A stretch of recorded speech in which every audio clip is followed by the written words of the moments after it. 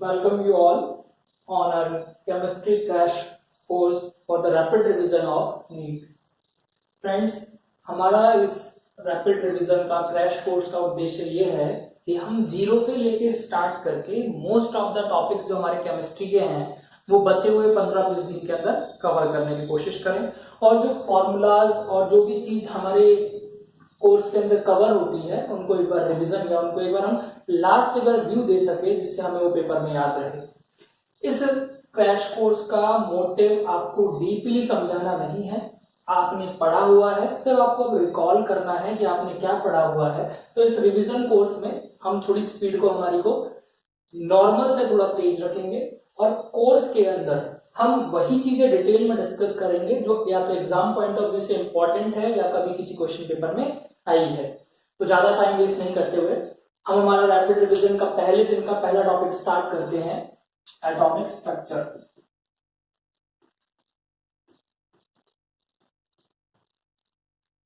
अगर हम बात करें एटॉमिक स्ट्रक्चर की तो हमारे नीट के अंदर इसके 3 से 4 क्वेश्चंस अमूमन आते हैं, यानी मोस्टली 3 से 4 क्वेश्चन 3 to 4 क्वेश्चन हमें पेपर में देखने को मिल सकते हैं। कभी 2 भी आते हैं, कभी 5 भी पहुंच जाते हैं, तो 3 से 4 क्वेश्चन हमारे पेपर के अंदर आते हैं। तो अगर मैं इसमें डिस्कस करना चालू करूं तो जीरो से स्टार्ट करेंगे। हम अगर बात करें 9th क्लास में पढ़ा था, ये होता है एटम, ये होता है न्यूक्लियस। एटम जो होता है डाल्टन के अकॉर्डिंग एटम शब्द का मतलब होता है नॉट कटेबल, यानी कि जिसे काटा नहीं जा सकता, नॉट कटेबल। फिर अगर मैं एटम की बात करूं, इस टर्म को यानी कि एटम जो टर्म था वो किस साइंटिस्ट ने दिया? ओस्टवाल्ड ने।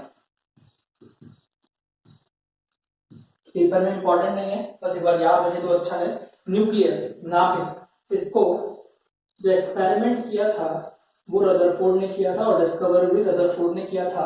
रदरफोर्ड ने कौन सा एक्सपेरिमेंट किया था? Gold foil experiment.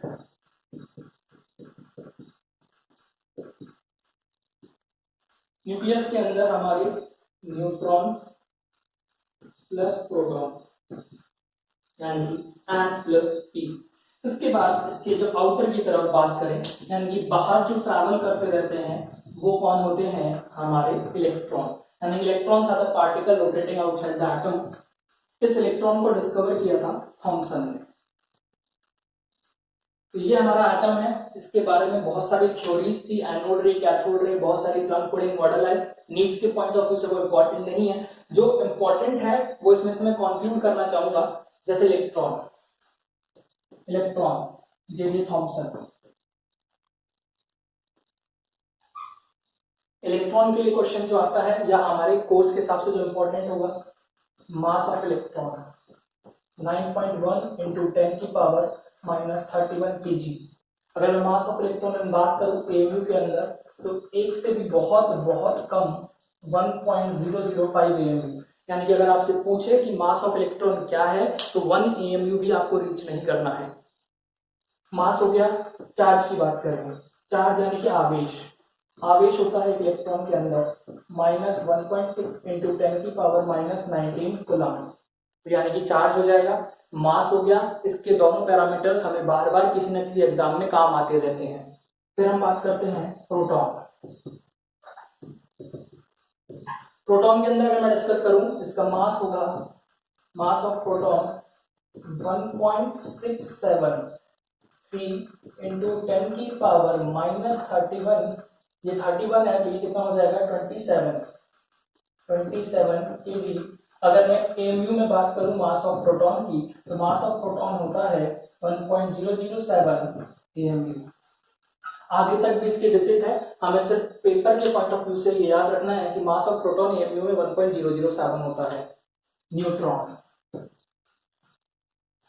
न्यूट्रॉन की मैं अगर बात करूं, मास ऑफ न्यूट्रॉन ये 1.673 था तो ये 1.675 होगा, -10 की पावर -27 kg। अगर मैं बात करूं mass of neutron in AMU, charge of proton भी रह गया। चार्ज क्या होता है? ये अगर माइनस है तो ये क्या होगा? +1.6 इंटू 10 की power -19 coulomb. Mass of neutron क्या होगा? 1.008 एएमयू।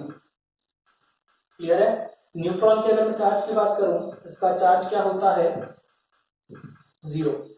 सबको क्लियर है? यानी कि यहाँ पे अगर हम बात करें, चार्ज होगा हमारा 0, mass of neutron, mass of proton और इलेक्ट्रॉन का मास, ये हमारे तीनों पैरामीटर्स आगे हमारी पूरी केमिस्ट्री में कहीं ना कहीं किसी ना किसी रूप में यूज आते रहते हैं।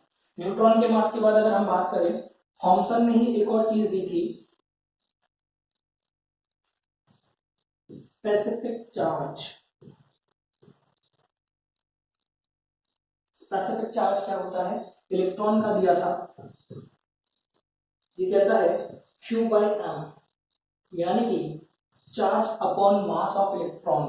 यदि मैं बात करूं charge of electron upon mass of electron, तो ये कितना हो जाएगा, चार्ज 1.6 इंटू 10 की power minus 19 coulomb, mass of electron हो जाएगा 9.1 इंटू 10 की पावर माइनस 31 केजी।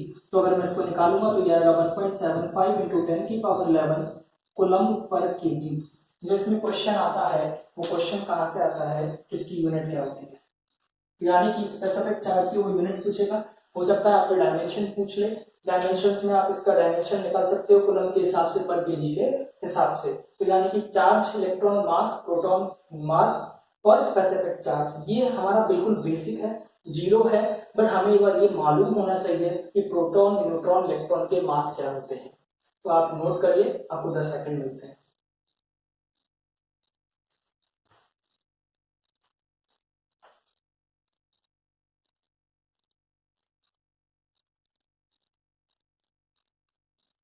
क्या नोट कर लिया सभी ने? अब इससे जो रिलेटेड और इम्पोर्टेंट चीजें हमारे कोर्स में है, वो अगर हम डिस्कस करने बैठे,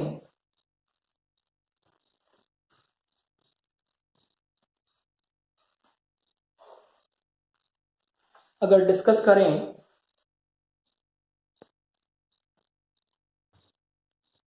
तो देखो, अभी तो हमने इलेक्ट्रॉन डिस्कस किया, इसके चार्ज के बारे में डिस्कस किया। इलेक्ट्रॉन का चार्ज किसने निकाला था, सबको पता है, Millikan oil drop experiment.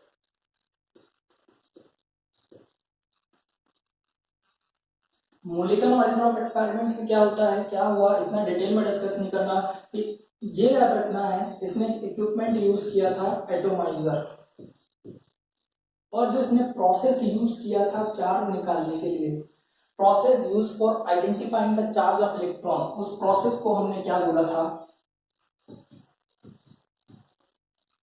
Highest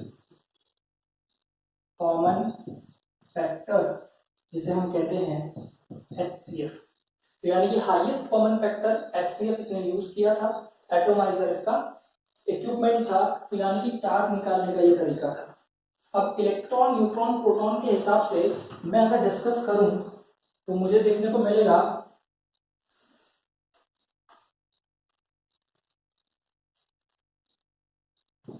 कुछ टर्म्स, जैसे मैं एग्जांपल की बात करूं, ये आपका है 612 कार्बन, तो जो ये कार्बन के अंदर ये लिखा हुआ है 6, ये इसको हम कहते हैं Z, यानी कि एटॉमिक नंबर, और जो हमारा ये ऊपर है 12, इसको हम कहते हैं A, यानी कि एटॉमिक मास। एटॉमिक मास क्या होता है, number of neutron plus proton के बराबर, ये होता है ओनली और ओनली प्रोटॉन के नंबर के बराबर, यानी कि ये आपका सिर्फ P के बराबर होगा, ये आपका होगा N प्लस P। तो यानी कभी भी आपको एलिमेंट दिया जाए तो एटॉमिक नंबर और एटॉमिक मास। अब जो ये एटॉमिक नंबर, एटॉमिक मास होता है, इससे हमारे बहुत सारे टॉपिक बनते हैं। क्या क्या बनते हैं, एक एक सीक्वेंस में मैं लिखता हूं। पहला होता है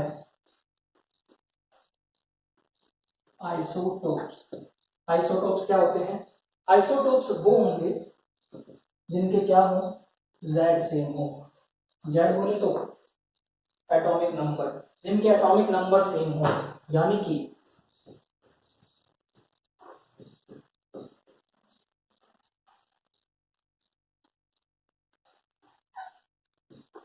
नंबर ऑफ प्रोटॉन जिनमें बराबर हो, इक्वल हो।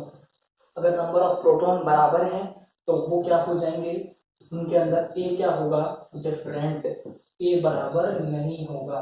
ए बोले तो एटॉमिक मास, यानी कि number of neutron plus number of proton बराबर नहीं होंगे। इसके फेमस एग्जांपल जो हमारे कोर्स के हिसाब से हैं,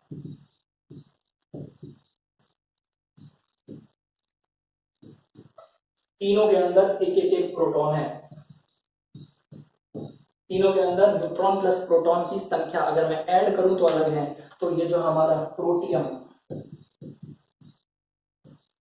ड्यूटेरियम और ट्राइटियम, ये जो तीनों हमारे एटम्स के जो ये आपस में हैं, ये क्या है, तीनों आपस में आइसोटोप। तो क्वेश्चन पूछता है कि आइसोटोप्स में कोई क्वेश्चन पूछ लेगा कि ये आपस में ये किसका आइसोटोप है, या आइसोटोप में क्या होता है, या आइसोटोप का कोई क्वेश्चन मॉडिफाई करवा सकता है, आपसे आगे चेंज करवा सकता है। तो आइसोटोप में आपको याद रखना पड़ेगा प्लूटियम, ड्यूटियम और ट्राइटियम।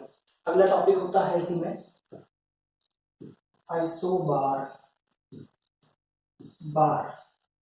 अब देखो सीधी सी बात है, मैं अगर बात करूं बार, बार मतलब बाहर, बाहर यानी कि इसमें से मैं बात करूं, ये तो है परमाणविक संख्या, ये है परमाणविक भार, भार यानी कि बार, यानी कि जिसका क्या हो, atomic mass same, atomic mass same हो। यानी कि आप अगर देखना चाहें तो एटॉमिक मास सेम मतलब ए क्या हो गया, इक्वल, तो अलग क्या हो जाएगा, जेड इज डिफरेंट।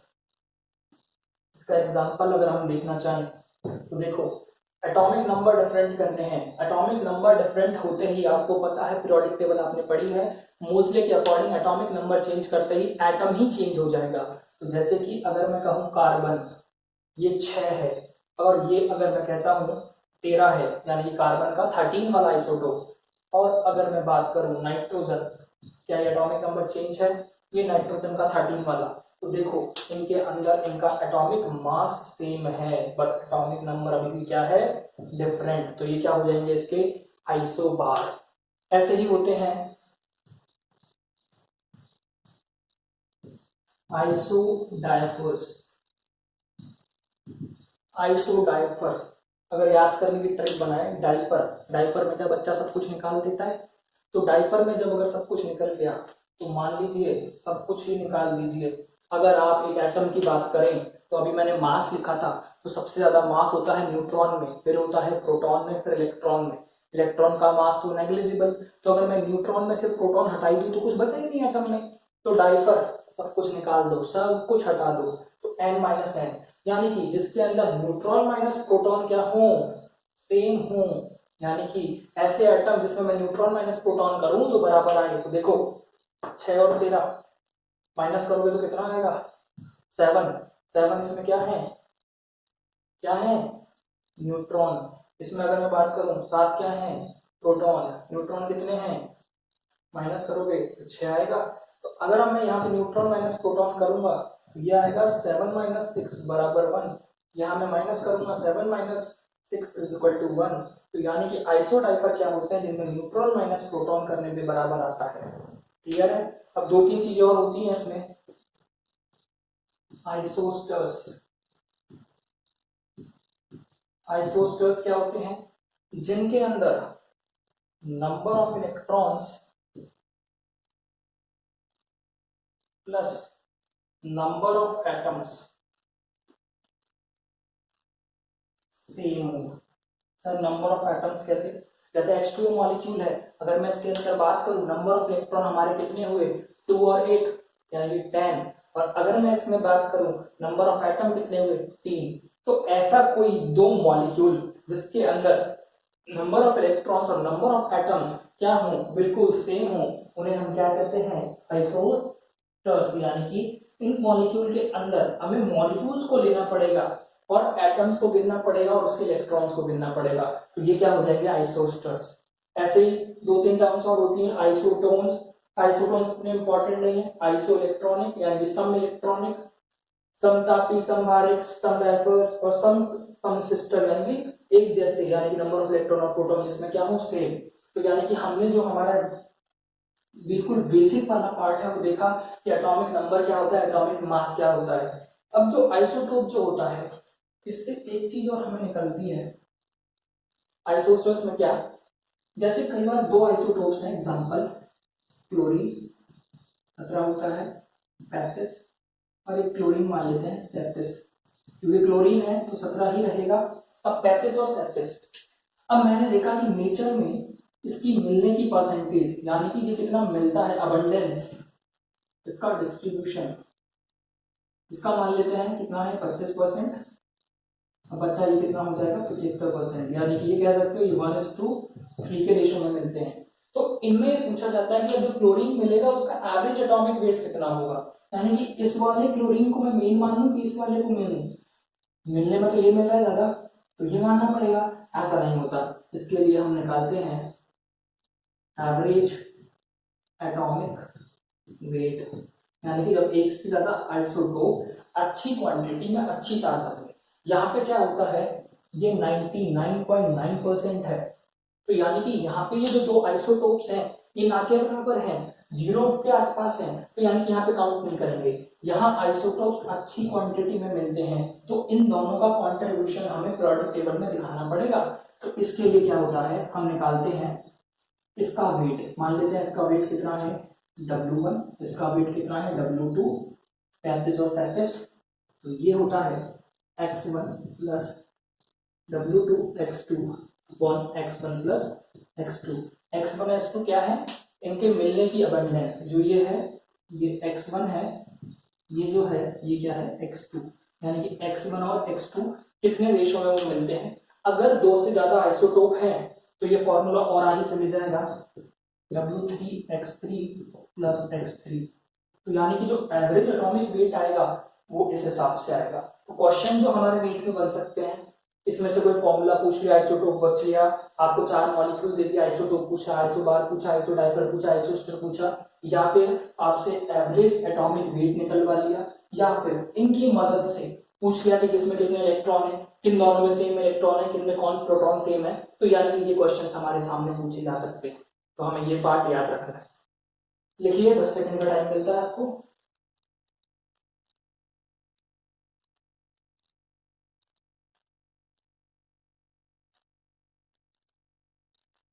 लिख लिया क्या सभी ने?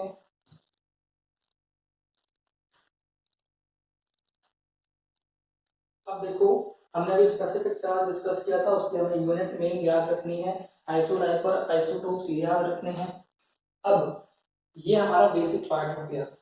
अब अगर आपने देखा हुआ है 11th क्लास में पढ़ा होगा तो कुछ एक्सपेरिमेंट थे, कैथोड रे एक्सपेरिमेंट, एनोड रे एक्सपेरिमेंट, तो उन एक्सपेरिमेंट्स को कैसे हम शॉर्टली पढ़ें या उनसे क्या कंक्लूजन हमें निकालने हैं वो देखते हैं।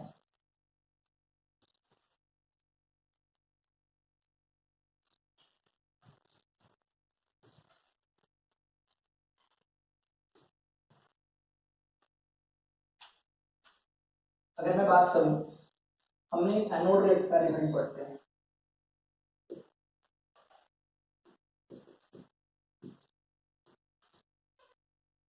एनोड रे एक्सपेरिमेंट में क्या होता है, एक वैक्यूम ट्यूब लगाई जाती है, इनको आपस में जोड़ते हैं। अब जो एनोड होती है उसमें छेद कर देते हैं, पीछे की तरफ हमें पार्टिकल्स देखने को मिलते हैं। ये एक्सपेरिमेंट याद नहीं रखना है, आपको ये याद रखना है एनोड रे एक्सपेरिमेंट के अंदर जो एनोड रे थी वो किसकी बनी हुई थी, प्रोटॉन्स की। यानी कि जब एनोड रे एक्सपेरिमेंट किया जो हमें सारे रिजल्ट मिले या चार्ज मिला, जो भी चीज मिली वो प्रोटॉन्स के वनस्पत यानी कि रिस्पेक्ट टू द प्रोटॉन्स हमें प्राप्त हुई। फिर कैथोड रे एक्सपेरिमेंट,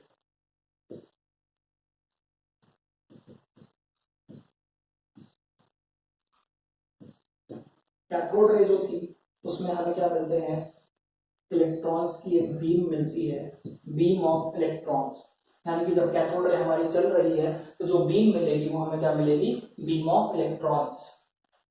समझ में आया? तो कैथोड रे एक्सपेरिमेंट और एनोड रे एक्सपेरिमेंट। अब जो हमारे पास इसमें टॉपिक जो तीसरा आता है, देखो जब इसमें पार्टिकल चल रहा है, मान लीजिए कोई भी चार्ज पार्टिकल, मैं न्यूट्रॉन की बात नहीं कर रहा, जब भी कोई चार्ज पार्टिकल किसी v स्पीड के साथ चलता है तो चार्ज की वजह से उसके आसपास इलेक्ट्रिक फील्ड भी होती है, और उसके चलने की वजह से, मान लीजिए ये पार्टिकल है, चार्ज है और ये v स्पीड से मूव कर रहा है, तो इसकी वजह से यहाँ जा रहा है तो इलेक्ट्रिक फील्ड या तो आ रही होंगी या जा रही होंगी, तो एक तो हमें मिलती है इलेक्ट्रिक फील्ड्स, और जो पार्टिकल के मोशन की डायरेक्शन होती है उसके गोल गोल गोल यानी कि परपेंडिकुलर लंबवत हमें क्या मिलती है, मैग्नेटिक फील्ड, जिसे बी वेक्टर से दर्शाते हैं।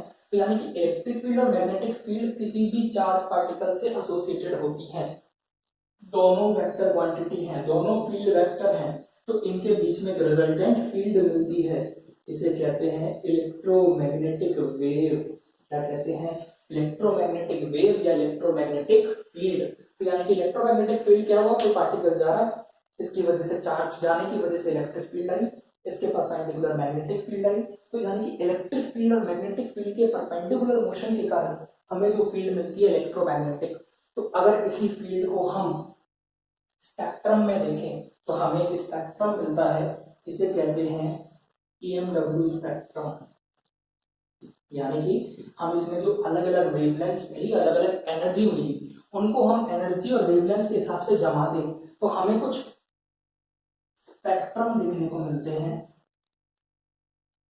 यानी कि अलग अलग एनर्जीज का डिस्ट्रीब्यूशन, ऐसे अलग अलग डाइवर्जेंस देखने को मिलते हैं। अगर हम इसको याद करने की ट्रिक बताएं तो ये होता है आर्मी, क्या बोला, आर्मी। अब जब आर्मी में होगा, अच्छे अच्छे घूमने जाओगे तो व्यू, व्यू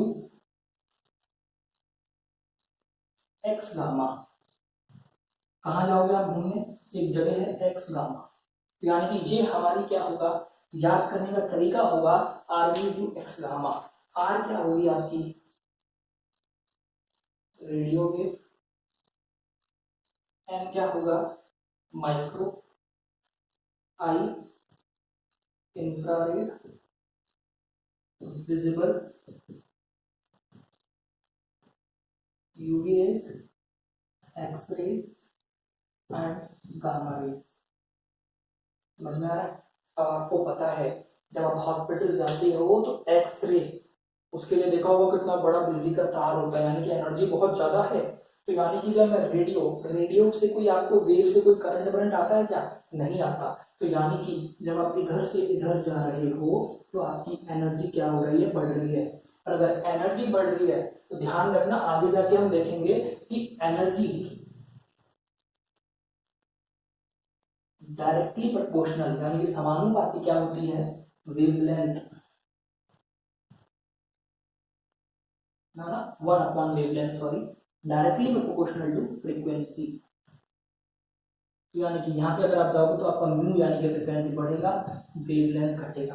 तो ये क्वेश्चन भी पूछ सकता है, रेडियो वेव्स और एक्स रेज में किसकी वेवलेंथ ज्यादा है, किसकी एनर्जी ज्यादा होगी, किसका फोटोन निकलने वाला ज्यादा एनर्जी का होगा।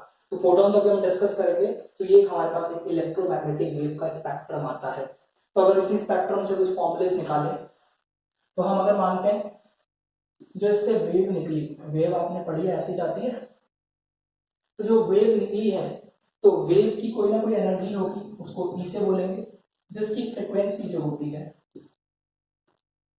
ये होती है म्यू, लैम्डा होती है इसकी वेवलेंथ, और एक होता है म्यू नॉट, यानी कि इसको कहते हैं वेव नंबर। वेव नंबर होता है 1/लैम्डा। तो यानी कि 1/लैम्डा वेवलेंथ। तो इनके बीच में एक फॉर्मूला बनता है, देखो जो भी सारी इलेक्ट्रोमैग्नेटिक वेव्स हैं, यानी कि जो भी रिजल्टेंट बना है, सभी इलेक्ट्रोमैग्नेटिक वेव्स को जब हम ट्रेवल कराते हैं तो इनकी सबकी स्पीड क्या होती है, c, यानी कि स्पीड ऑफ लाइट।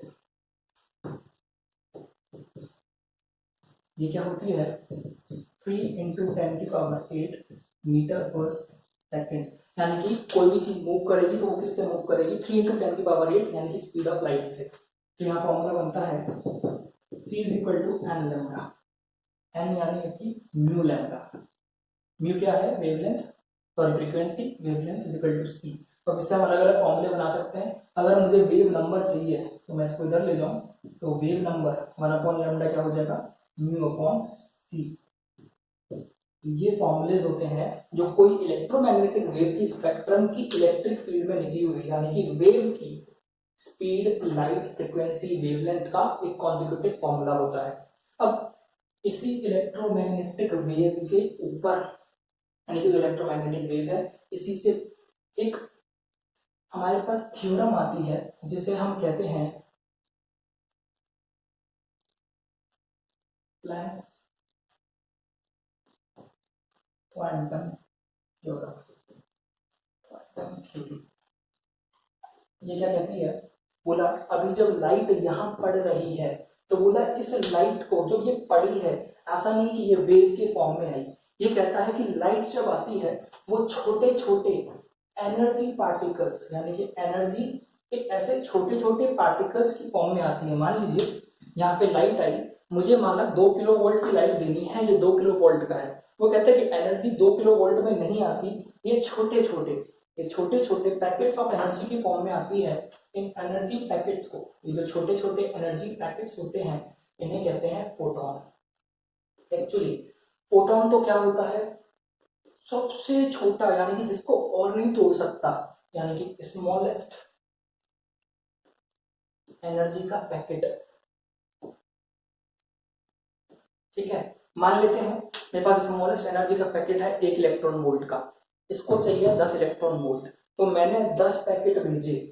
तो अब इसमें से हो सकता है एक एक के 2-4 पैकेट साथ साथ हो, तो यानी कि जब छोटे छोटे पैकेट्स एक साथ हो, यानी कि मान लेते हैं 4-5 फोटोन मिलकर एक बंडल सा बन गया, एक लिफाफा सा बन गया, इसको क्या कहते हैं, क्वांटम।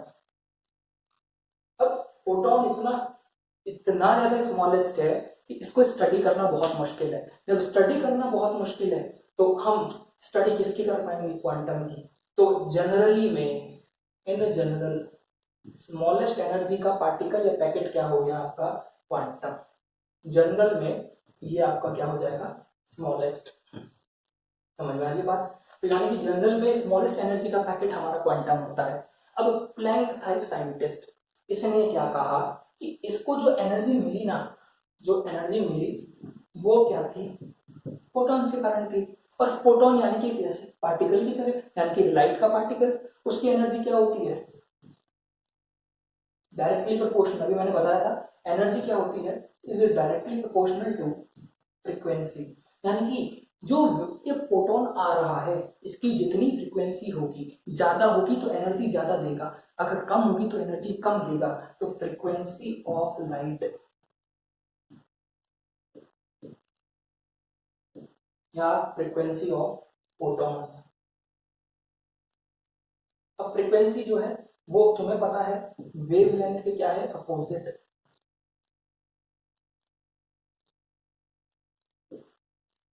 Wavelength of photon. तो इसकी वजह से हमारा जो रिजल्ट बनेगा वो क्या होगा, E is equal to H mu या E is equal to H C बटे लैम्डा। म्यू यहाँ से मैं निकाल सकता हूँ सी बटे लैम्डा। तो हमारा ये प्लैंक का थ्योरम का फॉर्मूला होगा, ये हमें बहुत जगह यूज करेंगे, हमारे सबसे ज्यादा क्वेश्चन इसी से सॉल्व होंगे। E is equal to H mu या E is equal to H C बटे लैम्डा। ये किसने किया, प्लैंक्स क्वांटम थ्योरी। अब प्लैंक्स क्वांटम थ्योरी क्या कहती है, हाँ एच, ये प्रोपोर्शनलिटी साइन जो हटाया तो इसकी जगह हम ये एच लेके आए। समझ रहे हो, एच क्या है, प्लैंक का कांस्टेंट। प्लैंक ने दिया ना भाई थ्योरी, तो प्लैंक ने अगर थ्योरी दी तो कांस्टेंट भी प्लैंक का आएगा, प्लैंक्स कांस्टेंट। इसकी वैल्यू क्या होती है, 6.6 इंटू 10 की पावर क्या हो जाएगा, 6.6 इंटू 10 की पावर माइनस 34 है कि 35 है। अगर हम बात करें ये कितना हो जाएगा, 6.6 इंटू 10 की पावर माइनस 34, उसके बाद जूल सेकेंड। ध्यान रखना इसमें जो सबसे इंपॉर्टेंट है, सबसे इंपॉर्टेंट हमारे पास यही होता है, इसका जो क्वेश्चन आया है यूनिट डायमेंशन वाला, इसकी यूनिट क्या होती है, डायमेंशन क्या होती है। यूनिट एंड डायमेंशन इसकी हमें याद रखनी है। तो प्लैंक्स कांस्टेंट, तो ये प्लैंक्स कांस्टेंट है, इसकी वैल्यू यहाँ रखेंगे, सी एल हमको देगा। तो इसका क्वेश्चन कुछ नहीं आना, इन 4 वैल्यूज में से एच और सी की वैल्यू आपको पता है, ई और लैम्डा, जो आपका ई और लैम्डा है इसमें से एक दे देगा, इसमें से एक पूछ लेगा।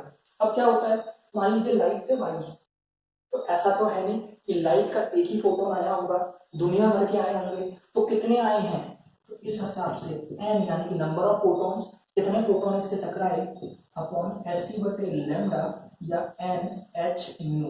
ये फॉर्मूला होगा जब एक से ज्यादा फोटॉन्स पर टकरा रहे हैं। जब एक फोटोन टकरा रहा है तो एनर्जी का फॉर्मूला क्या होगा ई। अब अगर मैं इसको फिजिक्स से जोड़ना चाहूँ तो आपने एक टर्म सुनी होगी, मैं बीच में लिख रहा हूँ, बाद में इसको देख लेना, photo electric effect. Photo electric effect में वो ये कहता है कि भाई जो ये फोटोन घूम रहा है ना, अगर वो इससे टकराएगा तो उसको क्या क्या एनर्जी देगा। एक तो देखो मैं खड़ा हूँ, मेरी खुद की एनर्जी है, मेरा खुद का पोटेंशियल है, तो खुद की पोटेंशियल एनर्जी होगी। यानी कि अगर मैं फोटोन की बात करूँ तो उसके पास एक तो इसकी पोटेंशियल एनर्जी होगी, और एक मैंने कहा कि भाई मैं खड़ा हूँ और मैं जाके टकराया किसी से, तो यानी कि मैं जब चला मूव किया तो मेरी काइनेटिक एनर्जी, तो potential energy plus kinetic energy. तो कोई भी फोटोन अगर कहीं टकराता है तो उसके पास दो तरह की एनर्जी होती है, potential energy plus kinetic energy. तो इसी को वो कहता है, अभी पोटेंशियल तो मेरी है, तो मेरा क्या हो गई, खुद की हो गई, इंट्रिंसिक प्रॉपर्टी हो गई, तो इसको वो बोलता है पाई से, यानी कि वर्क फंक्शन। या आगे जाके तुम आप फिजिक्स में पढ़ेंगे तो इसको फाई से बोलता है, और काइनेटिक एनर्जी को बोलता है के। अब ये फाई क्या हो जाएगी, खुद की है, तो H mu naught. Mu naught क्या होगी, अब आपने पढ़ा हुआ है, रिवीजन कर रहे हैं इसलिए बता रहा हूँ, थ्रेशोल्ड फ्रीक्वेंसी। ठीक है, इसको इससे सेपरेट रखना, थ्रेशोल्ड फ्रीक्वेंसी। तो यानी कि फोटोन की एनर्जी क्या हो सकती है, एच म्यू, भाई जितनी एनर्जी का लाइट आ रहा है उतने का वेवलेंथ। तो हमारे को यहाँ से काइनेटिक एनर्जी का एक फॉर्मूला बनता है जो इम्पोर्टेंट होता है, वो क्या होता है, H mu minus H mu naught. ये आपके फिजिक्स में फोटो इलेक्ट्रिक इफेक्ट से कोई दो तीन क्वेश्चन लगवा देगा। अगर क्वेश्चन फोटो इलेक्ट्रिक इफेक्ट से पेपर में आया तो ये फोटो इलेक्ट्रिक इफेक्ट हमारा कंप्लीट होगा। तो यानी कि ये आप याद रखना, ये थोड़ा सा मैंने बीच में फिजिक्स का पोर्शन आपको बताया कि फोटो इलेक्ट्रिक इफेक्ट कैसे होता है। तो फोटो इलेक्ट्रिक इफेक्ट वही है जो प्रोटॉन टकराएगा, उसकी खुद की भी एनर्जी है, और जो चल के आ रहा है काइनेटिक एनर्जी। तो काइनेटिक एनर्जी नहीं निकाल सकते, खुद की एनर्जी पता है, वर्क फंक्शन के बराबर होती है, यानी कि खुद की एनर्जी एच म्यू नॉट, और जो एनर्जी टोटल आनी चाहिए वो एच म्यू होनी चाहिए, तो इसमें से इसको घटा देंगे, H mu minus H mu naught, total हमें क्या मिल जाएगी इसकी काइनेटिक एनर्जी। क्वेश्चन इसी पे आता है, समझ में आ रही बात। तो ये हमारा हो गया प्लैंक्स क्वांटम थ्योरी। तो अभी आप इसको लिखिए, फिर आप इसको 10 सेकंड देते हैं फिर मिटाएंगे। ध्यान रखना, हम सिर्फ फॉर्मूले डिस्कस कर रहे हैं, थोड़ा स्पीड में इसलिए चल रहे हैं क्योंकि हमारे पास दिन ज्यादा नहीं है और सारे टॉपिक्स हमें फॉर्मूले वाइज एक बार दिमाग से निकालने हैं। नोट कर लीजिए।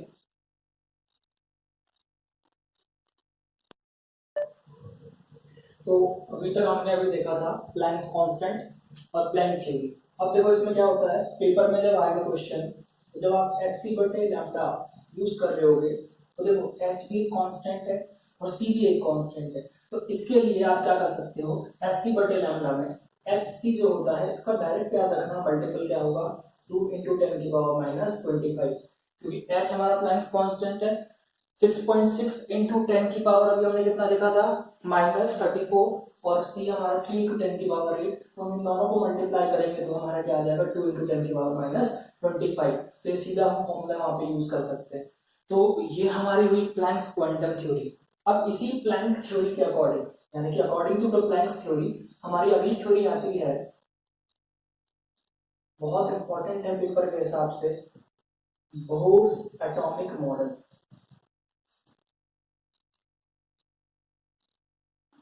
बात करूं बोर्स एटॉमिक मॉडल, अगर इस चैप्टर से क्वेश्चन आना है तो चांसेस हैं कि वो इसी टॉपिक से आएगा।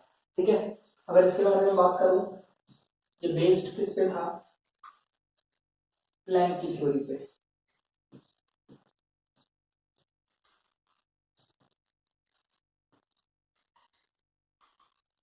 दूसरा देखो, जैसे लाइट के दो नेचर होते हैं, पार्टिकल और वेव, वैसे ही बोहर के इस एटॉमिक मॉडल के भी दो नेचर थे।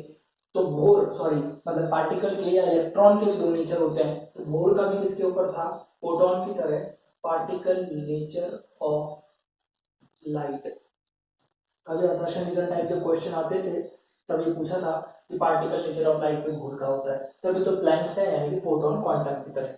अब देखो इसमें सबसे इम्पोर्टेंट है जो अजम्पशन बोर ने करी थी वो थी एंगुलर मोमेंटम। ये तुम्हें याद होना चाहिए। एंगुलर मोमेंटम कितना होता है, अगर मैं बात करूं एंगुलर मोमेंटम बराबर M V R equal to N H upon 2 pi. यानी कि ये वाला जो इक्वेशन है ये बहुत इंपॉर्टेंट है। एम मास हो गया, V velocity, R radius, N हो गया यहाँ पे ऑर्बिटल नंबर। यानी ये मान लीजिए कोई भी एटम है और उसका इलेक्ट्रॉन, जो उसका इलेक्ट्रॉन है वो कहीं भी मूव कर सकता है। यानी कि मान लीजिए वो यहाँ भी मूव कर सकता है, यहाँ भी मूव कर सकता है, यहाँ भी मूव कर सकता है। तो कौन से ऑर्बिटल के अंदर वो मूव कर रहा है वो होगा उसका ऑर्बिटल नंबर। तो यानी कि बोर का ऑर्बिटल नंबर क्या होगा उसके अकॉर्डिंग यहाँ एन। तो यानी कि हमारा एंगुलर मोमेंटम जो आएगा किसी भी इलेक्ट्रॉन का M V R equal to N H upon 2 pi, वो कितना होगा उसमें एन ऑर्बिटल नंबर। ये इंपॉर्टेंट था। अब इसके हिसाब से बोर ने हमें कुछ चीजें दी, वो देखो। सबसे पहले जैसे क्वेश्चन आते हैं फॉर्मूला बेस्ड, रेडियस डेरिवेशन कैसे हुआ, फॉर्मूला कैसे ड्राइव किया, कुछ याद नहीं करना, सीधा याद रखना है फॉर्मूला बोर ने क्या दिया, N square by Z angstrom. यानी कि ये याद रखना कि जहां इससे जो रेडियस आएगी, यानी कि मान लीजिए कोई भी रेडियस हम किसी भी एटम के लिए निकाल रहे हैं, जेड उसका क्या होगा एटॉमिक नंबर, ये हमें पता है, हम पढ़ चुके हैं अभी। एन ऑर्बिटल नंबर उसका स्क्वायर। यहाँ पे जो रेडियस आएगी ये एंगस्ट्रॉम में होगी। यानी कि जो बोर के एटॉमिक मॉडल से जो भी रेडियस निकलेंगी वो सब किसमें आएंगी एटॉमिक, यानी कि एंगस्ट्रॉम में। तो angstrom is the unit of bore radius. Bore की रेडियस की यूनिट क्या होगी एंगस्ट्रॉम। ये फॉर्मूला बहुत इंपॉर्टेंट है। अब इसी के हिसाब से उसने कहा कि भाई यहाँ ये घूम रहा है, तो अगर घूम रहा है तो उसे बोला कोई वेलोसिटी होगी या स्पीड होगी। तो उसने स्पीड का दिया, स्पीड को इसने v से बोला, ये आएगा 2.18 इंटू, देखो रेडियस में अगर एन स्क्वायर है तो वेलोसिटी में ये नहीं होगा, ये होगा z by N into 10⁸ metre पर सेकेंड। अगर सेंटीमीटर में करना है तो यह आ जाएगा 2.18 upon z by N into 10⁶ metre पर सेकेंड, सेंटीमीटर पर सेकेंड। ठीक है, यानी कि अगर मैं बात करूं मीटर और सेंटीमीटर के अंदर तो यहाँ पे हमारे पास ये हो जाएगा कि सेंटीमीटर और मीटर्स में हो जाएगा। अच्छा अच्छा अच्छा, सेंटीमीटर और मीटर उल्टे हो गए हैं। अगर मीटर में है तो 6, सेंटीमीटर में है तो 10⁸। तो यानी कि स्पीड जो आएगी जिससे इलेक्ट्रॉन ऑर्बिटल में घूम रहा है, यानी कि किस स्पीड से इलेक्ट्रॉन ऑर्बिटल में घूम रहा है, उसके लिए हमारे पास ये फॉर्मूला होगा 2.18 into 10⁶ Z by N, Z by N. अब दूसरा फॉर्मूला जो आता है बोर का इंपॉर्टेंट, वो आता है एनर्जी का। यानी कि एनर्जी कैसे निकाली थी। एनर्जी का जो सबसे इंपॉर्टेंट फॉर्मूला है वो आप याद रखना, पर ये जरूर ध्यान रखना कि हम एनर्जी की बात करें तो काइनेटिक एनर्जी, काइनेटिक एनर्जी भी एनर्जी की फॉर्म है। और काइनेटिक एनर्जी क्या होती है, हाफ एम वी स्क्वायर। तो यानी कि काइनेटिक एनर्जी भी एक एनर्जी की फॉर्म है और वो होती है हाफ एम वी स्क्वायर। तो हम एक बात यहाँ पे कह सकते हैं कि जो भी एनर्जी होगी वो स्पीड के स्क्वायर पे डिपेंड करेगी। तो स्क्वायर पे डिपेंड करेगी तो जेड बाई एन का स्क्वायर क्या होगा, Z square by N square. तो हमें याद रखना है कि जेड बाई एन अगर हमारी स्पीड है तो हमारी एनर्जी होगी Z square by N square. अब देखो इसमें यूनिट्स के हिसाब से अलग अलग होती है। अगर आपको 2.18 में ही रखना है, और ये ध्यान रखना यहाँ पे जो एनर्जी आएगी, अगर मैं इसको 2.18 रख रहा हूँ Z square by N square में, तो देखो मीटर पर सेकेंड या सेंटीमीटर पर सेकेंड ये हमारी एसआई यूनिट्स होती है। तो एसआई यूनिट के हिसाब से यहाँ एसआई यूनिट लिखी है, तो इसके हिसाब से अगर मैं प्लेस करने बैठूं तो हमारी एनर्जी की यूनिट का इंटू 10 जेड स्क्वायर, मैं सारी एनर्जीज की वैल्यू के साथ लिख रहा हूँ। तो हमारी एनर्जीज की वैल्यू हो जाएगी यहाँ पे 13.13 इंटू 10⁻⁻⁴ +18 यह आएगा आपका जूल पर एटम में, और 13.6 ये आपकी फेमस है, जैसे कि एंगस्ट्रॉम में था कि इलेक्ट्रॉन वोल्ट पर एटम।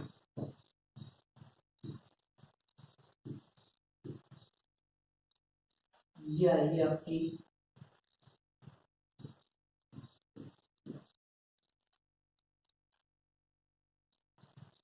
किलोजूल पर मोल में। तो यानी कि अगर हम बात करें एक सर ये एनर्जी के साइन हमारे नेगेटिव कैसे आते हैं, नेगेटिव हमारे एनर्जी के साइन इसलिए आए हैं क्योंकि यहाँ पे इलेक्ट्रॉन अट्रैक्शन फील कर रहा है, यानी कि जो एनर्जी है उसका वेक्टर एनर्जी का किस तरफ है, एटम की न्यूक्लियस की तरफ है, यानी कि इलेक्ट्रॉन अंदर की तरफ इलेक्ट्रॉन फील कर रहा है। तो यहाँ पे सारे साइन क्या आएंगे, नेगेटिव, यानी कि एनर्जी के सभी यहाँ पे साइंस क्या होंगे, नेगेटिव, यानी कि एनर्जी अट्रैक्टिव मोड में होगी। तो ये एनर्जी के फॉर्मूले जिसमें से हमारा सबसे ज्यादा यूज जो आएगा वो ये होगा। अभी एनर्जी हमने पढ़ी है प्लैंक के according, E equal to C बटे लैम्डा या एच म्यू।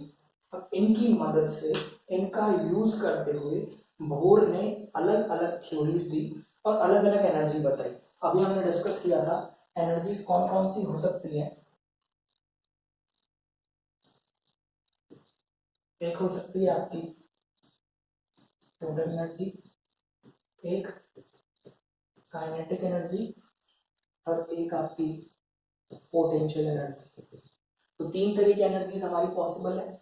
अगर मैं इसमें बात करूं तो हमारी काइनेटिक एनर्जी होती है half K Z E square by R. K क्या होता है, कूलम्ब्स कांस्टेंट, जेड आपका एटॉमिक नंबर, ई यानी कि आपका न्यूक्लियस का इलेक्ट्रॉन का चार्ज, आर यानी कि रेडियस। पोटेंशियल एनर्जी क्या होती है आपकी, ये नेगेटिव होती है K Z E square by R. Total energy की बात करेंगे वो इसकी जैसी ही होगी, बस क्या होगी, minus half K Z E square by R. देखो ये फॉर्मूले बहुत डिफिकल्ट होंगे याद करना, अगर याद रख पाते हो K Z E square by R, यानी कि ये टर्म अगर आपको क्लियर होती है कि K Z E square by R जैसी कोई टर्म थी तो आपको याद करना आसान होगा। अब इनसे जो हम एक टर्मिनोलॉजी निकालना चाहें, देखो अगर कोई चीज में रेडियस यहाँ 1/r में आ रही है, अगर रेडियस आपके समानु मतलब आपकी इनडायरेक्टली प्रोपोर्शनल है, तो आप कह सकते हो अगर रेडियस क्या होगी, 0, तो एनर्जी क्या होगी, टोटल एनर्जी इनफाइनाइट। या इसका उल्टा भी कह सकते हो कि अगर रेडियस इनफाइनाइट हो तो आपकी टोटल एनर्जी क्या होगी, 0।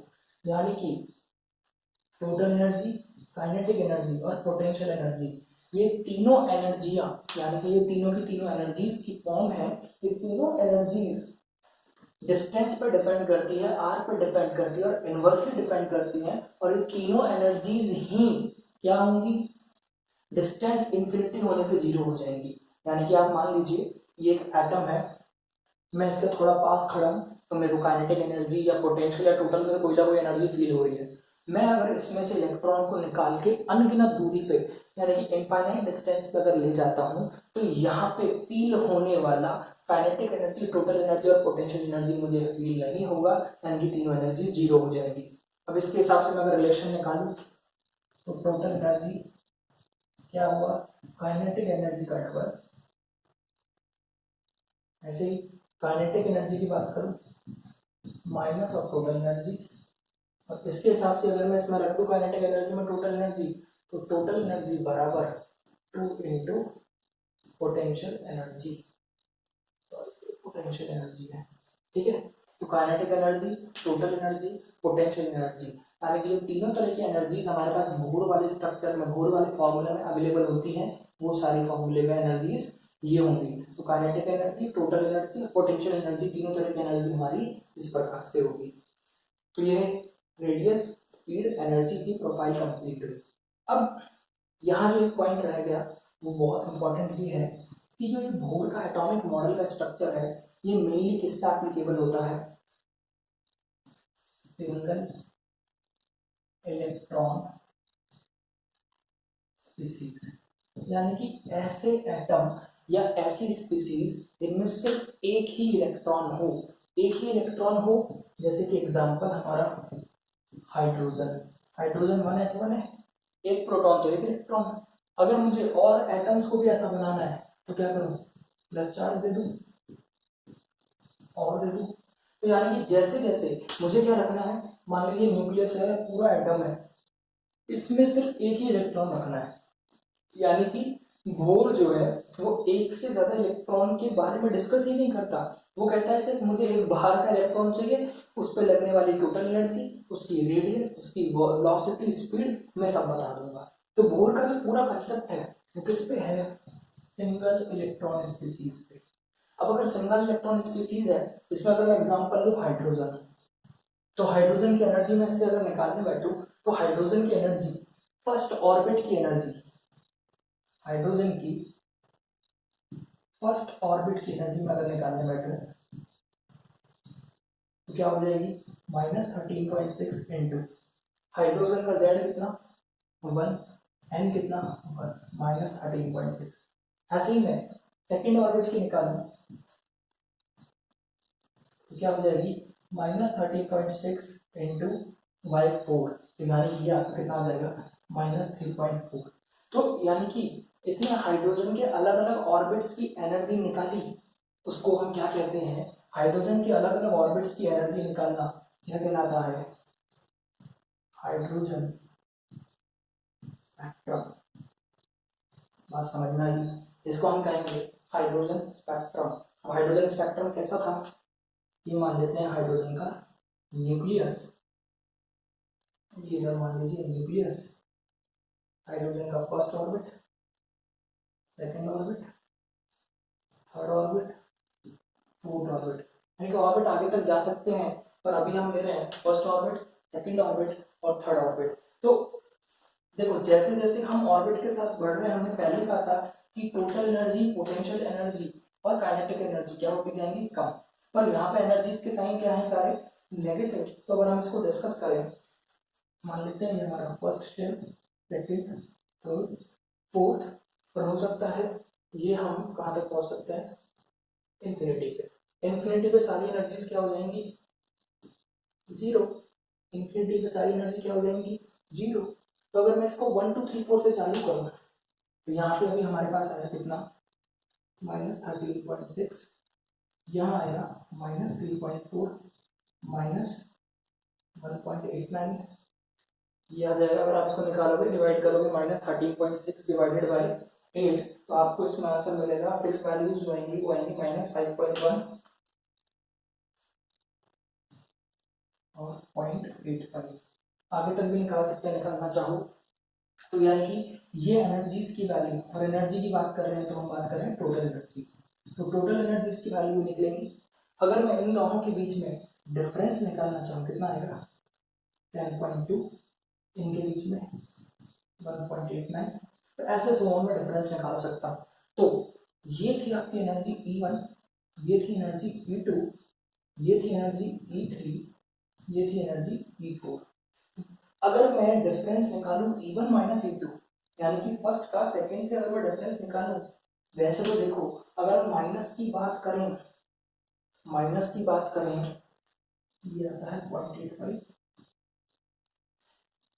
ये माइनस में है और ये माइनस में है, तो माइनस में जो लेसर वैल्यू होगी वो थोड़ी बड़ी होगी।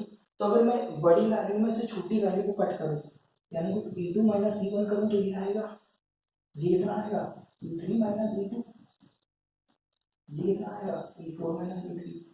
इन्हीं को क्या कहते हैं हम, एनर्जी गैप्स, इनको कहते हैं डेल्टा ई। ये पहला डेल्टा ई है, यानी कि जो सेकंड और फर्स्ट के बीच में एनर्जी का डिफरेंस होगा वो हमारा पहला डेल्टा होगा, और इसे हम क्या कहेंगे, डेल्टा E1, डेल्टा E2 और डेल्टा E3। तो यानी कि जो ये हमको स्पेक्ट्रम मिल रहा है, -13.6, 3.4, 1.5, 0.85, ये हाइड्रोजन का स्पेक्ट्रम है। तो ये याद रखना, आपको क्लास क्वेश्चन में, पेपर में ये वैल्यूज याद रखनी पड़ेंगी कि हाइड्रोजन लाइक स्पीसीज के अंदर हम एनर्जीज कैसे निकालते हैं। अब मान लीजिए मैं यहाँ से एनर्जी निकालूं इनफाइनाइट की, यानी कि अगर मैं m इज इक्वल टू 1 से m is equal to infinite की एनर्जी निकालूं तो क्या हो जाएगा, E इनफाइनाइट माइनस E1। तो ए इनफाइनाइट कितना है 0, तो ये क्या हो जाएगी वैल्यू आपकी प्लस का 13.6। ध्यान रखना अगर मुझे इनफाइनाइट पे ले जाऊं तो कितनी एनर्जी खर्च करनी है 13.6 इलेक्ट्रॉन वोल्ट पर एटम। ये सभी एनर्जीज की वैल्यू किसमें है इलेक्ट्रॉन वोल्ट पर एटम। तो ध्यान रखना इनफाइनाइट तक जाने में जो एनर्जी खर्च होती है वो कितनी होगी। हाइड्रोजन लाइक स्पीसीज में हाइड्रोजन की कितनी होगी 13.6 इलेक्ट्रॉन वोल्ट पर एटम। क्लियर है। अब इसमें दो तीन एनर्जी की टर्म्स आती हैं अगर हम डिस्कस करें। जो हमने डिस्कस किया एक को कहते हैं आयनाइजेशन एनर्जी। चलो बाद में इसको डिस्कस करेंगे। आप ये लिख लीजिए, मैं आपको 10-15 सेकेंड देता हूँ।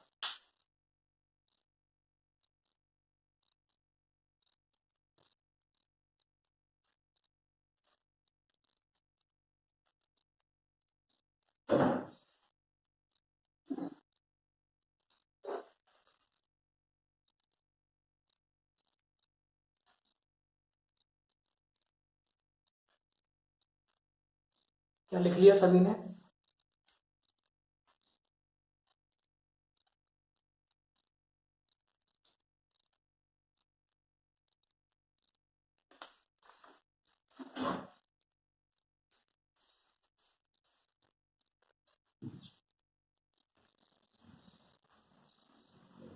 मेरे स्पीड थोड़ी तेज है पर सारे फॉर्मूले बहुत इंपॉर्टेंट हैं, इसलिए हो सके तो इनको एक पेज में या 2-3 पेज आपके लगेंगे उनमें इनको कंप्लीट कर सकते हो।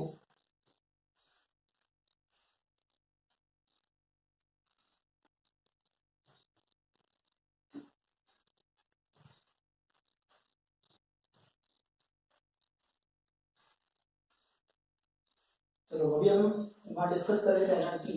तो एक तरह की एनर्जी हमारे पास होती है आयनाइजेशन एनर्जी, आयनीकरण ऊर्जा।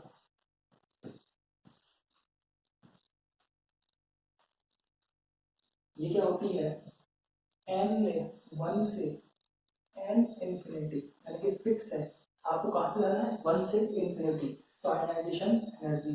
ऐसे ही एक होती है एक्साइटेशन एनर्जी।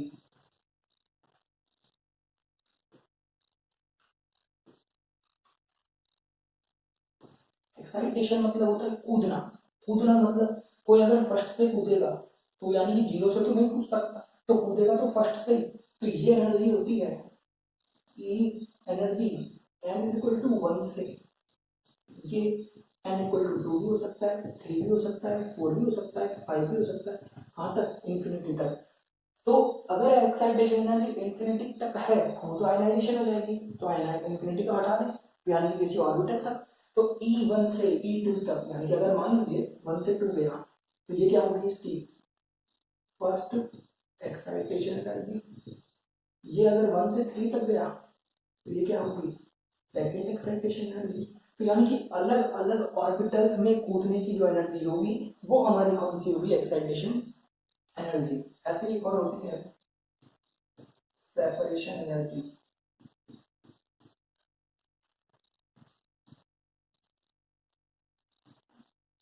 सेपरेशन एनर्जी क्या कहती है, ये कहता है एनर्जी कहाँ से 2 से यानी कि 1 से इंफिनिटी के अलावा सारी एक्साइटेशन 2 से कहाँ तक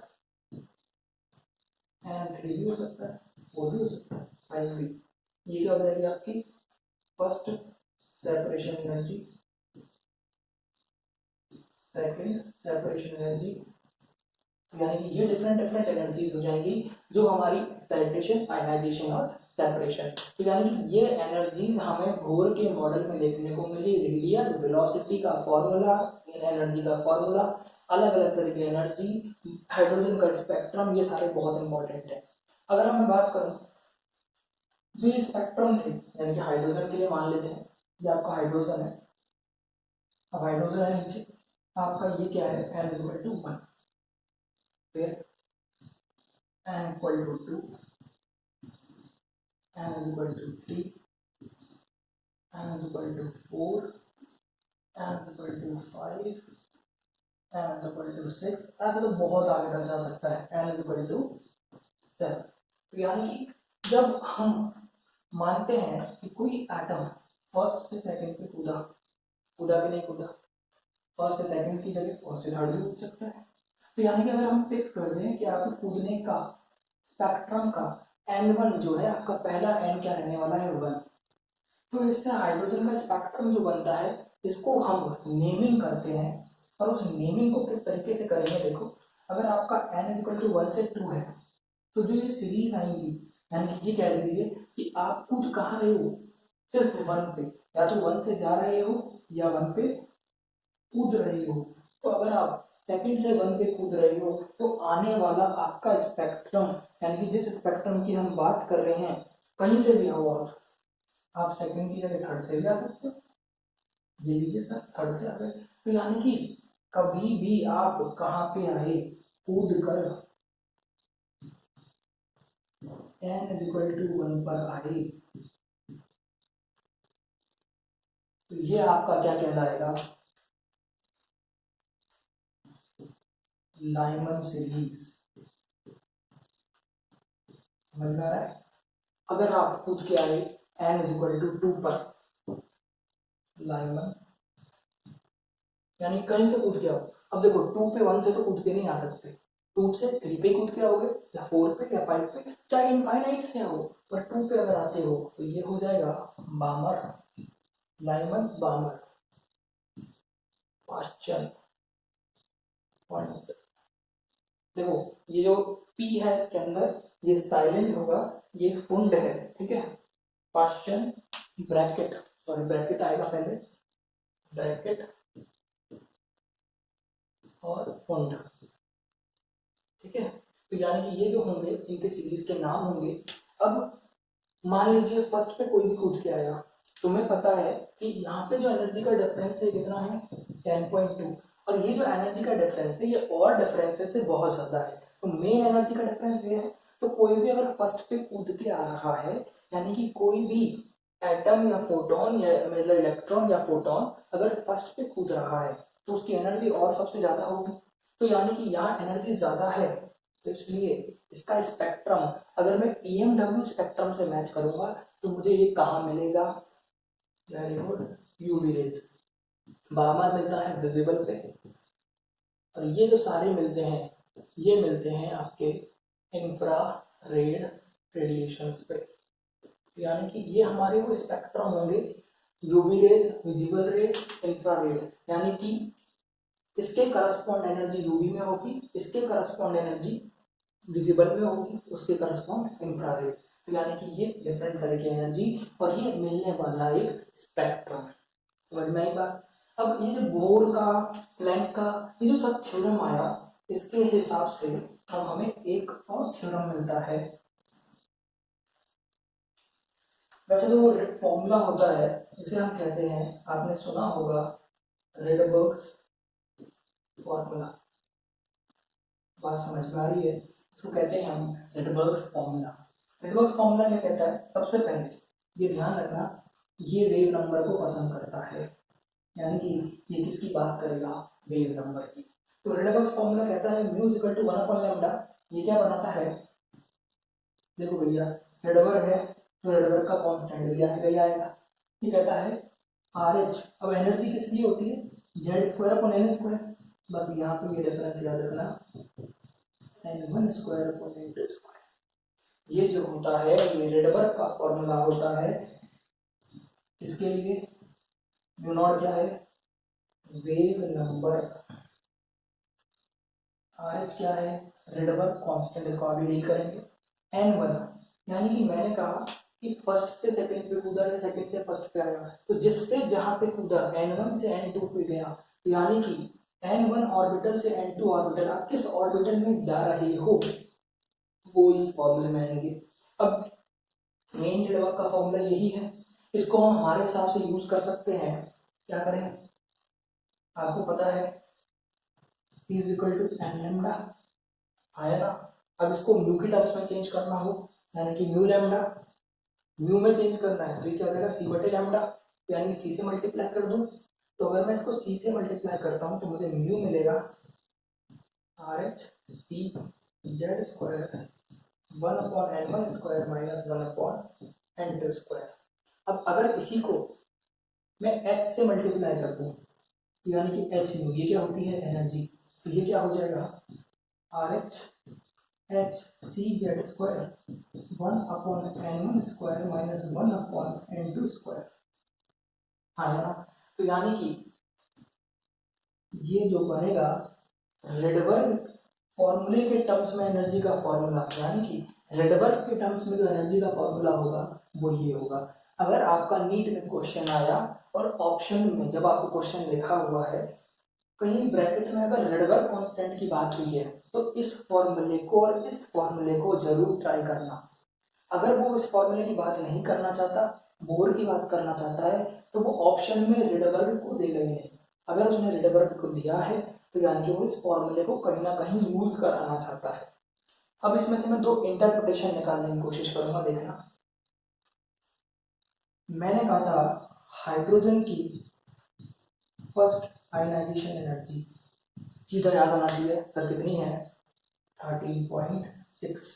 अगर हाइड्रोजन की फर्स्ट आयनाइजेशन एनर्जी क्या है 13.6, तो याद करो ये कब आई थी, जब n1 से इंफिनिटी।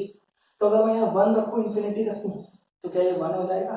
हाइड्रोजन के लिए क्या z 1 होगा, तो मैं कह सकता हूँ हाइड्रोजन की आयनाइजेशन एनर्जी किसके बराबर हो गई RHCH। ध्यान रखना जो इस फॉर्मूला का ये वाला जो पार्ट है RHCH ये किसके बराबर है 13.6 इलेक्ट्रॉन वोल्ट पर एटम। क्लियर है, क्योंकि जब Z में हाइड्रोजन का 1 रख देता हूँ N1 N2 मैं 1 और इंफिनिटी रख देता हूँ तो जो RHCH जो मिलता है वो हमारा क्या हो जाएगा 13.6। अगर मान लो हमारा हाइड्रोजन नहीं है पर हाइड्रोजन लाइक स्पीसीज कोई भी मान लीजिए, हीलियम मान लीजिए, लिथियम मान लीजिए, तो अगर मैं उसकी स्पीसीज की आयनाइजेशन एनर्जी निकालना चाहता हूँ क्योंकि अब मैंने Z1 नहीं रख सकता तो ये क्या हो जाएगी RHCH Z², क्योंकि आयनाइजेशन एनर्जी बोलते ही मेरा N1 और N2 वाला फैक्टर तो 1 हो गया। Z अगर 1 रख रहा हूँ तो हाइड्रोजन है और Z अगर 1 नहीं है तो Z² से मल्टीप्लाई कर दो, तो RHCH Z² क्या हो जाएगा मेरा हाइड्रोजन लाइक स्पीसीज का, और जो ये है ये क्या हो जाएगा हाइड्रोजन वाला। तो यानी कि हाइड्रोजन का स्पेक्ट्रम, रेडबर्ग का फॉर्मूला, उससे ड्राइव फॉर्मूला, ये रेडबर्ग वाला मामला है और ये डिफरेंट टाइप्स ऑफ एनर्जी, तो हमें ये विशेषकर ध्यान रखनी है। अब जो रेडबर्ग कांस्टेंट होता है इसकी वैल्यू आपको क्वेश्चन में देगा, पर जो चीज वो नहीं देगा हो सकता है जब वो एनर्जी पूछ रहा होगा या कहीं फॉर्मूला यूज करवा रहा होगा तो कहीं आपको 1/RH का यूज आ सकता है, ये होता है 912 मैं रेडबर्ग का फॉर्मूला इसलिए नहीं लिख रहा हूँ क्योंकि वो कभी भी आएगा तो क्वेश्चन पेपर में देगा, अगर नहीं देगा तो 1/RH, कभी भी आपको 1/RH आ जाए तो इसको कहते हैं 912। ये अपना बोर का और रेडबर्ग का रिलेशन कंप्लीट हुआ, इसको नोट करिए, आगे दूसरा थ्योरम पढ़ते हैं।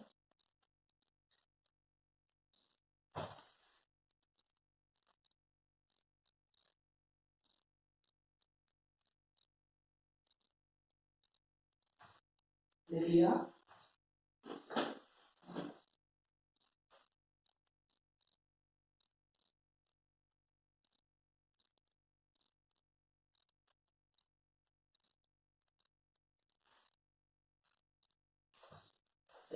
अब नेक्स्ट जो अपना थ्योरम आती है वो आती है अपनी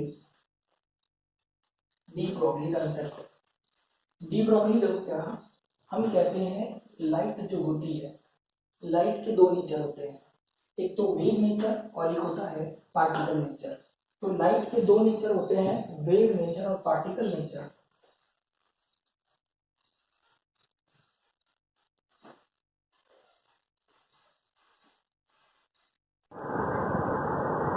सो हम लोगों ने स्टडी किया इसमें बोर वाला। अब अगला हमारा आता है डी ब्रोगली कंसेप्ट। अब देखो क्या हुआ, अगर हम बात करें अभी तक लाइट के दो नेचर बताए गए, यानी कि लाइट का या तो वेव नेचर या पार्टिकल नेचर। तो जब लाइट के दो नेचर थे तो डी ब्रोगली ने सोचा कि जैसे ये ठोस है, हम अभी तक ये मान रहे हैं कि एटम है, इसको मैं तोड़ूंगा, फिर एटम इसको और तोड़ूंगा तो ये ऐसे पार्टिकल इसमें इकट्ठा हो जाएगा। अगर किसी भी मैटर का अगर पार्टिकल नेचर है तो इसके साथ इसका वेव नेचर भी होना चाहिए, क्योंकि ये प्रकृति है, नेचर है, बैलेंस में रहता है। अगर उसका पार्टिकल नेचर के साथ वेव नेचर है तो इसका दोनों नेचर होना चाहिए। तो इस चीज़ को डिटरमाइन करने के लिए इसने कंसेप्ट दिया डी ब्रॉगली। इसने कहा कि इसका wave as well as particle nature, यानी कि कोई भी मैटर जो होता है, मैटर का वेव के साथ साथ क्या होता है, पार्टिकल नेचर। फिर इसने इसका बताया कि ड्वेल नेचर है, तो यानी कि सबसे पहले मैटर का ड्वेल नेचर इसने बताया था डी ब्रॉगली। अब ये कहता है कि जो ये ठोस पार्टिकल है, अब इसको इसने पार्टिकल के अलावा वेव माना, तो इसके साथ कोई ना कोई वेव एसोसिएटेड होगी। तो अगर वेव होगी तो उसका कोई ना कोई लैम्डा, यानी कोई ना कोई वेवलेंथ की होगी। तो इसने कहा कि जो वेवलेंथ होगी वो क्या होगी, उस मैटर के मोमेंटम के इनवर्सली प्रोपोर्शनल।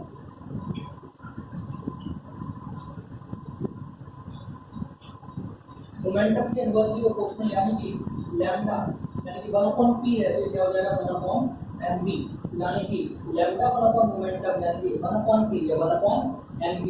m यहाँ पे क्या है, मास, v यहाँ क्या है, वेलोसिटी। तो किसी का भी वेवलेंथ, किसी भी मैटर की जो एसोसिएटेड वेवलेंथ होगी उसका लैम्डा क्या होगा, h/p या h/mv। अगर मैं इसको एनर्जी की टर्म्स में काइनेटिक एनर्जी कर दूं तो बोलूं कि अब क्योंकि इलेक्ट्रॉन है तो इलेक्ट्रिक फील्ड है, इलेक्ट्रिक फील्ड है तो इलेक्ट्रिक पोटेंशियल है। तो पोटेंशियल यानी कि वोल्टेज की टर्म्स में अगर मैं लिखूं तो हमारे को ये फॉर्मूला मिलेगा, और इससे जो वेवलेंथ आएगी ये वेवलेंथ आएगी एंगस्ट्रॉम में। ये फॉर्मूला 2 बार नीट में पूछा जा चुका है, ये फॉर्मूला 2 बार नीट में डायरेक्टली इनडायरेक्टली आ चुका है। तो आपको इसको बहुत ध्यान से ध्यान रखना पड़ेगा कि एंगस्ट्रॉम में वैल्यू आएगा, आंसर वो किसी और में पूछ सकता है, ठीक है। अब इसके बाद जो हमारा नेक्स्ट कंसेप्ट आता है वो आता है Heisenberg अनसर्टेनिटी प्रिंसिपल।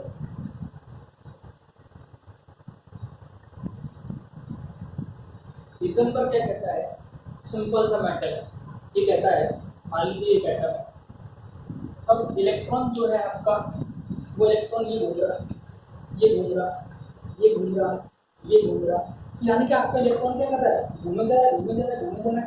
तो अगर मुझे इसके इलेक्ट्रॉन की वेलोसिटी यानी कि स्पीड पता करनी है तो रोकना पड़ेगा, यानी कि अगर मुझे इसको रोकना पड़ेगा तो वेलोसिटी 0 हो गई। तो यानी कि अगर कोई इलेक्ट्रॉन चलता जा रहा है, चलता जा रहा है, चलता जा रहा है, तो एक ही टाइम पे, एक ही स्पॉट पे इसकी वेलोसिटी और स्पीड को और पोजीशन को पता करना मुश्किल है। क्योंकि अगर आपकी इसको पोजीशन पता करना है तो स्पीड 0 करो, और अगर स्पीड 0 करनी है तो आप इसकी पोजीशन पता करो। यानी कि ये कहना चाहता है कि घूमते हुए इलेक्ट्रॉन जो कंटिन्यूसली घूम रहा है, तो मैंने कहा ये अभी यहाँ था सर ना, थोड़ी देर में यहाँ चलेगी, थोड़ी देर में यहाँ चली गया, तो पोजीशन और वेलोसिटी, देखो वेलोसिटी कैसे हो सकता है, इसकी स्पीड सेम हो, यानी कि हो सकता है कि 10 मीटर पर सेकंड से घूम रहा हो, पर इसका देखो वेक्टर अभी इस डायरेक्शन में है, 1 सेकंड बाद ही, एक क्या 1 मिली सेकंड बाद ही ये वेक्टर चेंज होता जा रहा है। हर बार वेक्टर का एंगल, हर बार वेक्टर का एंगल कभी यहाँ था, फिर यहाँ, फिर यहाँ, तो यानी कि चेंज होता जाएगा। यानी कि ये कह रहा है कि आप किसी भी घूमते हुए इलेक्ट्रॉन की, इलेक्ट्रॉन है तो एटम में घूमे, तो आप कभी भी इसकी वेलोसिटी को और पोजीशन को, पोजीशन भी एक वेक्टर है, डिस्प्लेसमेंट वेक्टर को कभी भी पता नहीं कर सकते।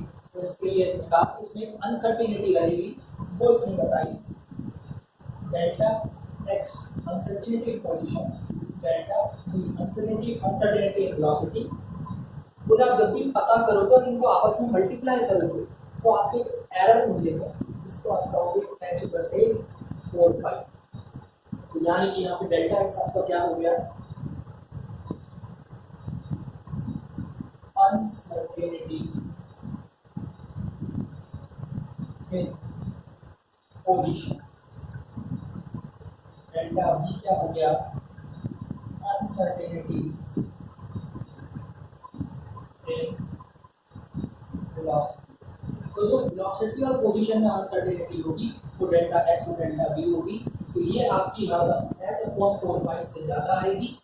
अगर मैं कहूँ डेल्टा x डॉट और डेल्टा v जो है, सॉरी मास भी आएगा, इस m को मैं यहाँ ले जाऊँ, क्या हो जाएगा, m delta v always greater than h/4 पाई। क्या ये मोमेंटम लग रहा है? अगर ये मोमेंटम है तो हम कह सकते हैं delta x dot delta v h/4 पाई। ये वैल्यू आपको याद रखनी है। क्वेश्चन कैसे पूछेगा, या तो ये दे देगा, हो सकता है ऐसा इनिशियल वेक्टर फाइनल वेक्टर दे दे, या इसमें चेंज दे दे, ये पूछ लेगा। ये नहीं पूछेगा तो ये पूछ लेगा। तो यानी कि देखो ये तो फिक्स है। इसकी वैल्यू भी मैं अगर आपको बताना चाहूँ तो ये आती है 5.27 इंटू 10 की पावर -35 के आसपास है जूल सेकेंड।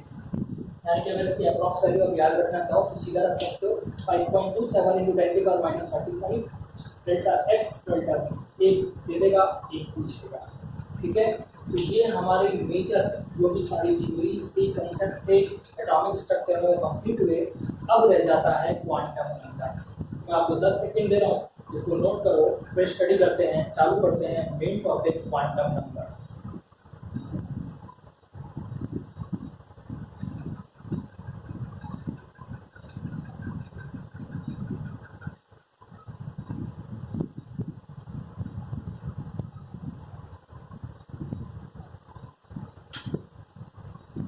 ये दिया सभी ने, चलो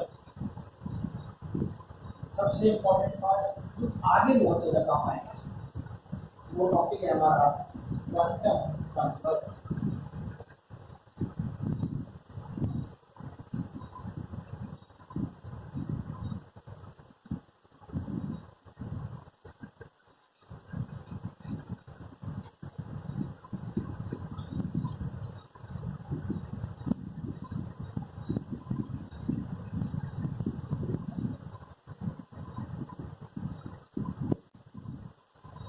अगर हम बात करें क्वांटम नंबर की, तो क्वांटम नंबर क्या होते हैं? देखो सीधी सी बात है, क्वांटम मतलब होता है लोकेंट, यानी कि लोकेशन। इतना बड़ा एटम है, इतना न्यूक्लियस है, इतनी खाली जगह है, यानी कि मान लीजिए ना ये सारी जगह खाली है। अब इसमें इलेक्ट्रॉन कहाँ है, कौन से शेल में है, कौन से ठिकाने पे है, कौन सी जगह पे है, इस जगह को पता करने को ही क्या कहते हैं, क्वांटम नंबर। यानी कि एटम के अंदर हमारा इलेक्ट्रॉन या हमारा प्रोटॉन कहाँ मौजूद हो सकता है, उसका पता करना हम किससे करते हैं, क्वांटम नंबर से। तो अगर मैं इसकी बात करूँ तो ये हमारे 4 तरह के क्वांटम नंबर होते हैं। हम पहला डिस्कस करते हैं प्रिंसिपल क्वांटम नंबर। इसको डिनोट करते हैं एन से। ये हमारे, अब इसको आगे पढ़ेंगे कैसे निकालते हैं, ये हमारे एटम के साइज को, उसकी एनर्जी को। साइज कैसे, देखो याद करो, रेडियस का formula 0.529 into N square by Z. N size, radius बड़ी तो साइज बड़ा, रेडियस छोटी तो साइज छोटा। Energy Z square by N square energy, और स्पीड वेलोसिटी। तो मेनली साइज एनर्जी के बारे में हमें बताता है। अगर मैं एंगुलर मोमेंटम की बात करूं,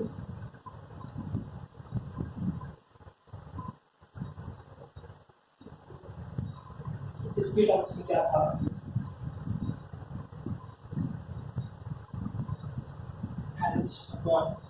ये एन आपको समझ में आना चाहिए। ठीक है, तो यानी एम्पियर क्या होगा, n/2 आपका प्रिंसिपल क्वांटम नंबर n होगा, और n/2 क्या होगा, उसका ऑर्बिटल एंगुलर मोमेंटम या एंगुलर मोमेंटम बोलिएगा। फिर इसमें जो मेन पॉइंट है, मैं बात करूँ, साइज हो गया, एनर्जी हो गया। मैं कहता हूँ कि मेरा जो n है ये डिनोट किसको करता है, ये डिनोट करता है शेल को। सबसे इम्पोर्टेंट है कि कौन से आपके कोश के अंदर है, आपका कोश कौन सा होगा, उसको डिनोट करने के लिए हम हमारे प्रिंसिपल क्वांटम नंबर m का यूज करते हैं। अब देखो m की वैल्यूज जो है वो हो सकती हैं जीरो नहीं सर, n जीरो हो ही नहीं सकता, न्यूक्लियस में डालोगे ना इलेक्ट्रॉन को, 1 2 3 4 5 एंड सो ऑन इन्फिनिटी तक। तो हमारे n जो क्वांटम नंबर है उसमें प्रिंसिपल क्वांटम नंबर जो है वो 1 से चालू होगा और n इन्फिनिटी तक जा सकता है। हमारी बात करें तो n है शेल, यानी कि जो शेल है ये क्वांटम नंबर है, इसके अंदर इसके बाद में पढ़ेंगे अगला क्वांटम नंबर सबशेल। तो कितनी सबशेल हो सकती हैं?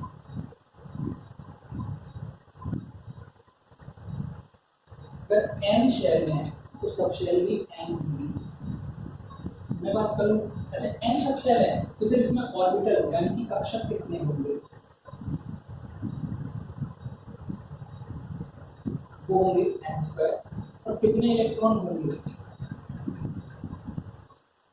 2n square.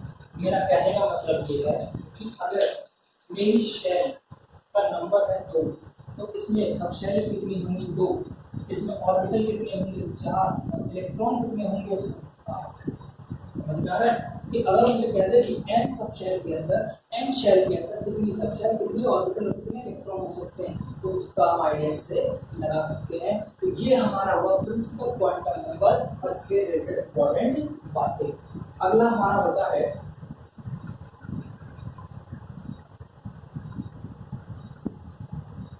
सेकेंडरी या एज़ोमेथल या एंगुलर क्वांटम नंबर। ये हमारा थोड़ा इम्पोर्टेंट है। जैसे ये साइज और एनर्जी को बताता था, पहले तो इसको डिनोट करते हैं एल से, यानी कि सेकेंडरी एज़ोमेथल या एंगुलर क्वांटम नंबर को डिनोट बाय एल। इसको ये साइज एनर्जी बताता है, तो ये क्या बताएगा? शेप। ये ध्यान रखना, आगे जाके शेप पढ़ोगे ऑर्बिटल की सारी, तो सारी शेप किसी से बताई जाती है, सेकेंडरी या एज़ोमेथल। तो शेप ऑफ सबशेल, अगर ये शेल को डिनोट करता था तो ये डिनोट करेगा सबशेल को, और ये ऑर्बिटल की शेप को बताएगा। मतलब कि जिस ऑर्बिटल में इलेक्ट्रॉन मौजूद है, जिस कक्षक में इलेक्ट्रॉन घूम रहा है और मौजूद है, उसकी शेप कैसी होगी, उसका आकार कैसा होगा, वो कौन बताएगा? हमारा क्वांटम नंबर n। कैसे? अगर मैं कहता हूँ एल, पहले तो इसकी वैल्यू रेंज कहाँ से कहाँ तक होगी? ये होगा 0 टू इन्फिनिटी, वैसे इन्फिनिटी नहीं होता, या 0 टू वैल्यू, पर ये ध्यान रखना ये 0 से चालू होगा, यानी कि इसकी वैल्यू 0 हो सकती है। अगर आपका एल क्या है? 0, तो आपका सबशेल क्या है? S subshell. अगर आपकी वैल्यू है L1 तो आपका है P सबशेल। अगर आपकी L वैल्यू है 2 तो आपका क्या है? D subshell. L वैल्यू है 3 तो आपका क्या है? F subshell. अगर मैं इनकी शेप की बात करूं, मैं कहता हूँ ये शेप को बताता है, तो अगर S सबशेल है तो इसकी शेप मतलब क्या होगी? स्फेरिकल। ये क्या होगी? नॉर्मल।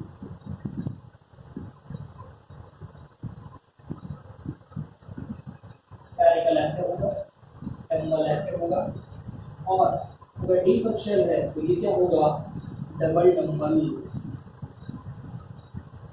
दो नंबर। एफ इसकी अनरिकॉग्नाइज्ड शेप है, डबल नंबर की कॉपी होगा। तो यानी कि हमको ये किसके बारे में बता रहा है? सबशेल के बारे में। एस है, पी है, डी है, एफ है। तो यानी कि सबशेल के बारे में जो आइडिया है वो हमारा होता है सेकेंडरी या एज़ोमेथल या एंगुलर क्वांटम नंबर, और ये डिनोट करता है सबशेल और उसके ऑर्बिटल की शेप को। यदि मैं इनकी बात करूं तो मान लीजिए हमारे पास कोई सबशेल है एल और एनी, कोई भी सबशेल है एल, तो अब इसके अंदर कितने ऑर्बिटल होंगे, यानी कि हमारे इस एस सबशेल के अंदर कितने ऑर्बिटल होंगे? ये होगा 12 + 1, यानी कि एल को डबल कर दीजिए प्लस 1। इसी शेल के अंदर कितने इलेक्ट्रॉन होंगे,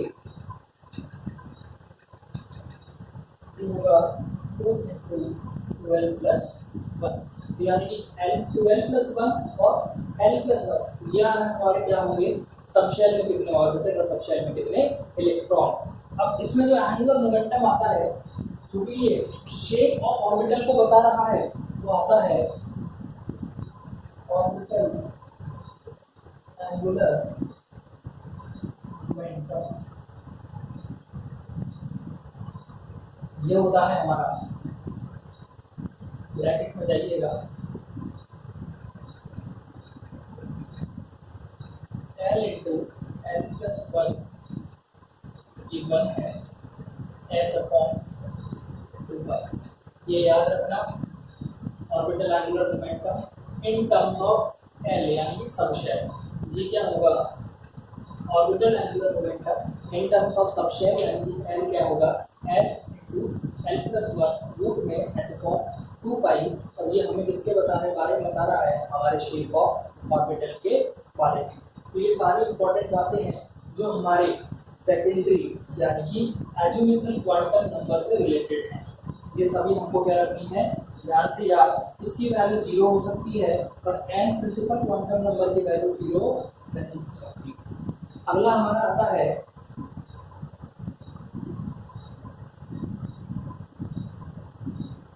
मैग्नेटिक क्वांटम नंबर, यानी कि अगला जो होगा वो होगा magnetic quantum number.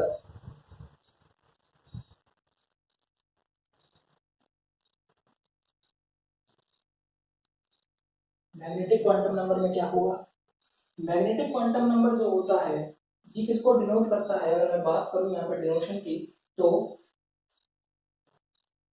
Direction of orbital, orbital जो है उसकी डायरेक्शन क्या होगी, और इसकी जो वैल्यू होती है वो रेंज जो होती है वो कहाँ से कहाँ तक होती है, 0 से -L2 + L, यानी कि कैसे, फॉर एग्जाम्पल मैं यहाँ से उठाता हूँ P sub shell, P sub shell, P sub shell है, तो यानी कि आपके ऐसे 3 ऑर्बिटल होंगे, हो सकता है ये आपका px होगा, py होगा, pz होगा। सर कौन सा x होगा, कौन सा y, कौन सा z बता सकते हो क्या, हम नहीं बता सकते, कोई भी शेप हो सकती है। तो अब इसमें वैल्यू मैंने क्या कहा, -L से 0 के होते हुए +L, तो क्या होगा, ये 0, L कितना होता है इसका 1, तो ये क्या होगी -1 + 1, यानी कि जो p सब शेल होगी 0 से +1 -1, यानी कि इसकी रेंज जो होगी p सब शेल के लिए वो क्या होगी -0 और +1, यानी कि हमारे मैग्नेटिक क्वांटम नंबर को हमें डायरेक्शन बताता है कि x में है कि y में है कि z में है, और इसकी वैल्यू -1 0 +1, समझ में आ रहा है। इसकी वैल्यू कोई फॉर्मूले से नहीं आएगी, ये इस प्रकार से होगी, इसका कोई क्वांटम नंबर भी नहीं होगा क्योंकि ये सिर्फ एक ऑर्बिटल को दर्शा रहा है। ये क्या करता है, शेल, सब शेल, ऑर्बिटल, डिनोट्स ऑर्बिटल। अगला जो लास्ट और इंपॉर्टेंट क्वांटम नंबर होता है वो होता है हमारा spin quantum number. Spin quantum number यानी कि एस, ये बताता है डायरेक्शन ऑफ रोटेशन, यानी कि इलेक्ट्रॉन क्लॉकवाइज घूम रहा है कि एंटी क्लॉकवाइज। एस की दो ही वैल्यूज होती हैं, +12 या -12। +12 है तो ये क्या घूम रहा है, क्लॉकवाइज वाम घूर्णक और दक्षिण वाम घूर्णक, यानी कि एंटी क्लॉकवाइज, यानी कि डायरेक्शन ऑफ रोटेशन के हिसाब से या तो क्लॉकवाइज होगा या क्या होगा एंटी क्लॉकवाइज। हमारे स्पिन क्वांटम नंबर जो होगा एस की वैल्यू क्या होगी, और इसमें जो स्पिन एंगुलर मोमेंटम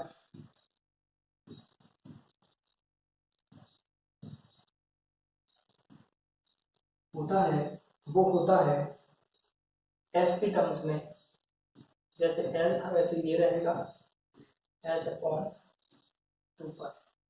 यानी कि हमारा स्पिन एंगुलर मोमेंटम क्या हो जाएगा एस के टर्म्स में s+1 h/2 जैसे कि हमारा एल था। तो ये हमारे चारों क्वांटम नंबर होते हैं। इससे हमें जो बातें मोटे मोटे तौर पे पता करनी है, एजीमुथल की वैल्यू 0 हो सकती है, इसकी वैल्यू 0 नहीं हो सकती, इसकी वैल्यू आप एल से निकाल लीजिए, या खुद एन के टर्म्स में निकाल लीजिए। मैग्नेटिक माइनस एल से प्लस 0 तक जाना है, यानी कि अगर मान लीजिए एल आपका 2 है तो +2 +1 0 -1 -2, यानी कि माइनस एल से प्लस एल तक जाना है 0 के थ्रू, और ये आपकी दो ही वैल्यू होंगी। अब देखो इसमें क्या होता है, ये जो एस है वो अनपेयर्ड इलेक्ट्रॉन को दर्शाता है, यानी कि denotes unpaired electron। अगर मैं कहूँ जैसे कि भैया पोटेशियम है, कैल्शियम है, इनके अंदर टोटल स्पिन कितनी है, मतलब कि एटम में कोई घूमने का स्पिन है कि नहीं है, तो टोटल स्पिन की अगर मैं बात करूँ, टोटल स्पिन वो क्या होती है, half into total number of unpaired electron. जैसे मान लीजिए अगर आपने अपने ऑर्बिटल्स के अंदर, ये आपके ऑर्बिटल्स हैं, अनपेयर्ड इलेक्ट्रॉन अगर मान लीजिए 3 है, 2 खाली है, तो आपकी स्पिन क्या हो जाएगी 3 इंटू हाफ 3/2। यानी कि अनपेयर्ड इलेक्ट्रॉन जितने ज्यादा होंगे उतनी ही आपके इलेक्ट्रॉन के एटम के अंदर क्या होगी, स्पिन ज्यादा होगी। ये आपके कोऑर्डिनेशन केमिस्ट्री में बहुत ज्यादा काम आएगा कि टोटल स्पिन क्या होती है और स्पिन क्या होती है और स्पिन एंगुलर मोमेंटम क्या होता है। तो ये हमारे क्या हुए क्वांटम नंबर्स। आप नोट करिए। अब इस चैप्टर का लास्ट टॉपिक रह रहे हैं कुछ छोटे मोटे, वो 2 दिन हम कवर करते हैं, फटाफट नोट करिए।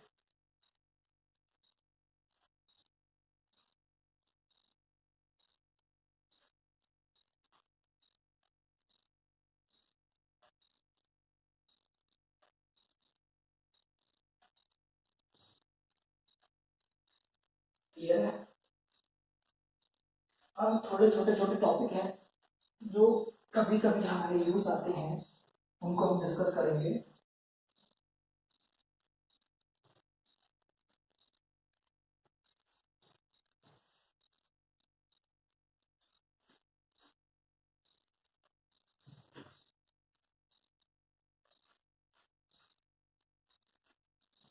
हमें 4 छोटे छोटे टॉपिक्स को डिस्कशन करना है।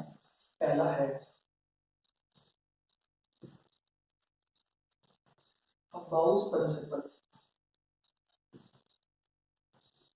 भैया अबाउ क्या कहता था, अबाउ कहता था कि जो हम शेयर्स और सब शेयर्स जो ऑर्बिटल्स को भरते हैं, ऑर्बिटल की फिलिंग होती है, तो जो ऑर्डर होता है वो अबाउ प्रिंसिपल से भरा जाता है। और अबाउ की अगर लाइन की बात करें, वो कहता है कि जैसे जैसे एनर्जी बढ़ेगी, इंक्रीजिंग एनर्जी ऑर्डर,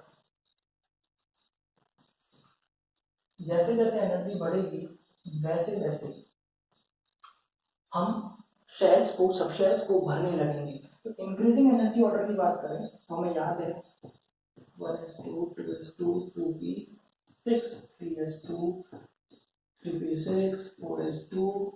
अब ऐसा आ गया, अब क्या आएगा 3d10, 3d10 के बाद क्या है 2p खत्म हो गया, s के बाद 4p6 5s2 4p के बाद 4d रह गया है 4d10, 4d10 के बाद क्या आएगा f ब्लॉक आ जाता है आपका।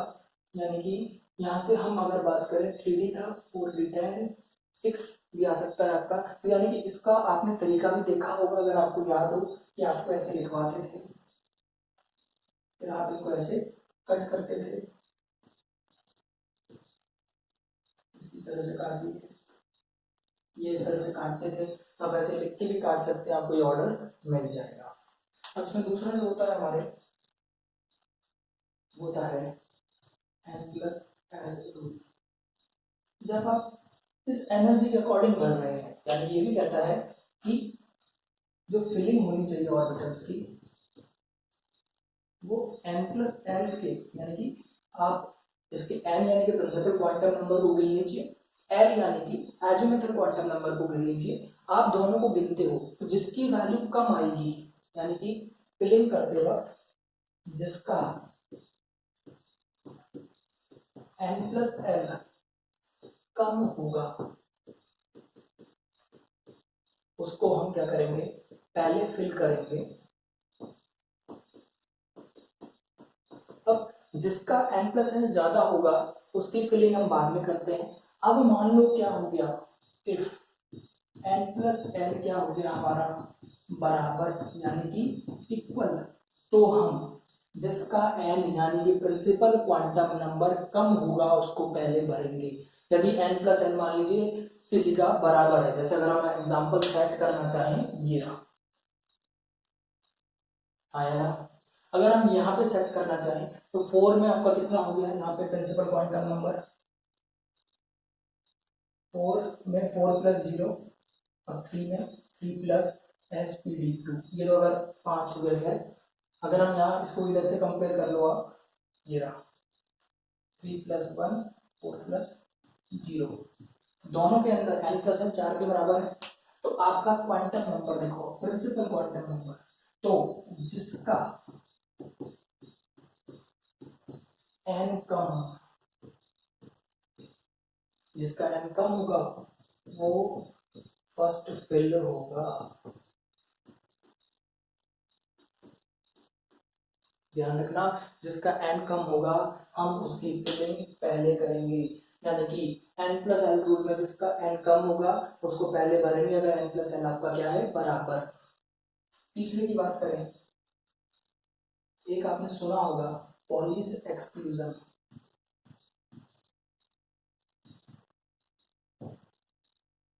ये क्या कहता है कि कोई भी दो इलेक्ट्रॉन के चारों के चारों क्वांटम नंबर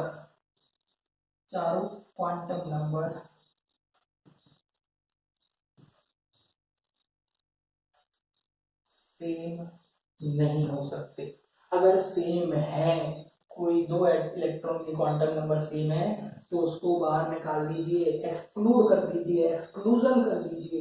तो यानी कि एक्सक्लूजन रूल का मतलब यही कि उसको एक्सक्लूड कर दीजिए, एक्सक्लूजन कर दीजिए जिनके दोनों के क्वांटम नंबर सेम है। अगला होता है हमारा, भाई आपने एक मल्टीप्लिसिटी रूल सुना होगा, उसे कहते हैं हुइस मल्टीप्लिसिटी रूल। ये कहता है मल्टीप्लिसिटी, बोले जब आप किसी एटम के ऑर्बिटल में इलेक्ट्रॉन भर रहे हो तो कोशिश यही करो कि क्या तो मैक्सिमम अनपेयर्ड इलेक्ट्रॉन हो। यानी कि भरने के दो तरीके बताता हूँ। आपके पास 4 इलेक्ट्रॉन है और आपको इसे डी में भरना है, ठीक है। 4 इलेक्ट्रॉन आप कैसे भर सकते हो, 1 भरा, 2 भरा, 3 भरा, 4, टोटल अनपेयर्ड कितने, 4। इसमें भर सकते हो, ये तो भर सकते हो, यानी कि एक तो इस तरीके से भर सकते हो, एक इस तरीके से। इधर अनपेयर्ड कितना 0, देखो दोनों ही पेयर्ड है, एक भी अनपेयर्ड नहीं है, तो सर इनमें से किसको सही माने। तो हुइस मल्टीप्लिसिटी रूल के अकॉर्डिंग हमें एटम में भरते वक्त हरदम क्या रखने हैं, मैक्सिमम अनपेयर्ड इलेक्ट्रॉन रखने हैं। तो मैक्सिमम अनपेयर्ड इलेक्ट्रॉन अगर हमारे रहते हैं तो ये वाला फॉर्मूला हमारा क्या होगा, बिल्कुल सही होगा। यानी कि मैक्सिमम अनपेयर्ड इलेक्ट्रॉन के लिए और पॉलीज एक्सक्लूजन रूल के हिसाब से अगर हम बात करें तो कभी भी किसी इलेक्ट्रॉन के दो क्वांटम नंबर, यानी कि दो इलेक्ट्रॉन्स के सारे चारों क्वांटम नंबर सेम नहीं हो सकते, ना ही फिलिंग करते वक्त अनपेयर्ड इलेक्ट्रॉन को कम रख सकते हैं। तो ये देखो हमारा आज का टॉपिक एटॉमिक स्ट्रक्चर हुआ। हमारा फर्स्ट लेक्चर था, फर्स्ट ट्राई था। हो सकता है कुछ लाइटिंग में या वॉइस में आपको थोड़ी प्रॉब्लम फेस करनी पड़ी हो, पर मुझे ये लगता है कि क्वालिटी यहाँ की जगह आपकी एजुकेशन की क्वालिटी की ज़्यादा इम्पोर्टेंस है। जितना मैंने पढ़ाया उसको आप कितना रिवाइज कर पाते हो। मेरे हिसाब से जितना टॉपिक्स मैंने कवर किए हैं इसमें आपके एटॉमिक स्ट्रक्चर पूरा नीट के हिसाब से प्रिपेयर होता है। अगर आप ये इजीली रिवाइज करते हो आधे 1 घंटे में और बचा हुआ टाइम अपने बायोलॉजी और फिजिक्स के टॉपिक पे देते हो तो ये हमारे लिए बेनिफिशियल है, क्योंकि अभी हमारे लिए टाइम मैनेजमेंट सबसे बड़ी प्रॉब्लम है। तो इतना सफिशिएंट है। अब डीप कितना भी पढ़ लीजिए, उसमें से क्वेश्चन नहीं आता तो दिक्कत है। इससे बढ़िया आप एक बार सारे कोर्स का कवरेज रखो, डीप की जगह कवर करो कोर्स, क्योंकि नीट में हमारे हर टॉपिक से क्वेश्चन आएंगे, हमें सारे टॉपिक्स रीड करने होंगे। तो हमने एक एफर्ट किया है पूरे टॉपिक्स को कवर करने के लिए। अब रही बात इसके क्वेश्चंस की, तो क्वेश्चंस का मैंने ऐसे सोचा है, टाइम टेबल में तो मैंने इसको रेगुलर था कि क्वेश्चन रेगुलर में कराए जाएंगे, पर अभी आप ये पढ़ोगे, मैं आपको 5-6 घंटे दूंगा, तो जब भी मैं ये लेक्चर रिलीज करूंगा उसके 6 घंटे बाद मैं क्वेश्चन रिलीज करूंगा, जिससे जो बच्चे रियली, कुछ बच्चे जो इसको ढंग से पढ़ रहे हैं वो इसको रीड करें, उसके 5-6 घंटे बाद मैं फिर लिंक्स के थ्रू क्वेश्चन का आधी घंटे का वीडियो रिलीज करूंगा, जिससे बच्चा क्वेश्चन कर सके। तो अभी तो आपको ये पूरा लेक्चर मैंने पढ़ाया है, इसको थॉरली पढ़ना है, कोशिश करना डीप नहीं पढ़ना, 1 घंटे में पढ़ा खत्म, वीडियो को पॉज करो, पढ़ो खत्म, आगे बढ़ो। उसके बाद या तो खुद के लेवल पे क्वेश्चन लगाओ, अगर टाइम है तो मैं आधे घंटे बाद क्वेश्चन रिलीज करूंगा, आप इनको 5-6 क्वेश्चन होंगे, ज़्यादा भी नहीं होंगे, बस पुराने क्वेश्चन होंगे, उनको रिवाइज करो और स्टडी करो और आगे बढ़ो। Thank you.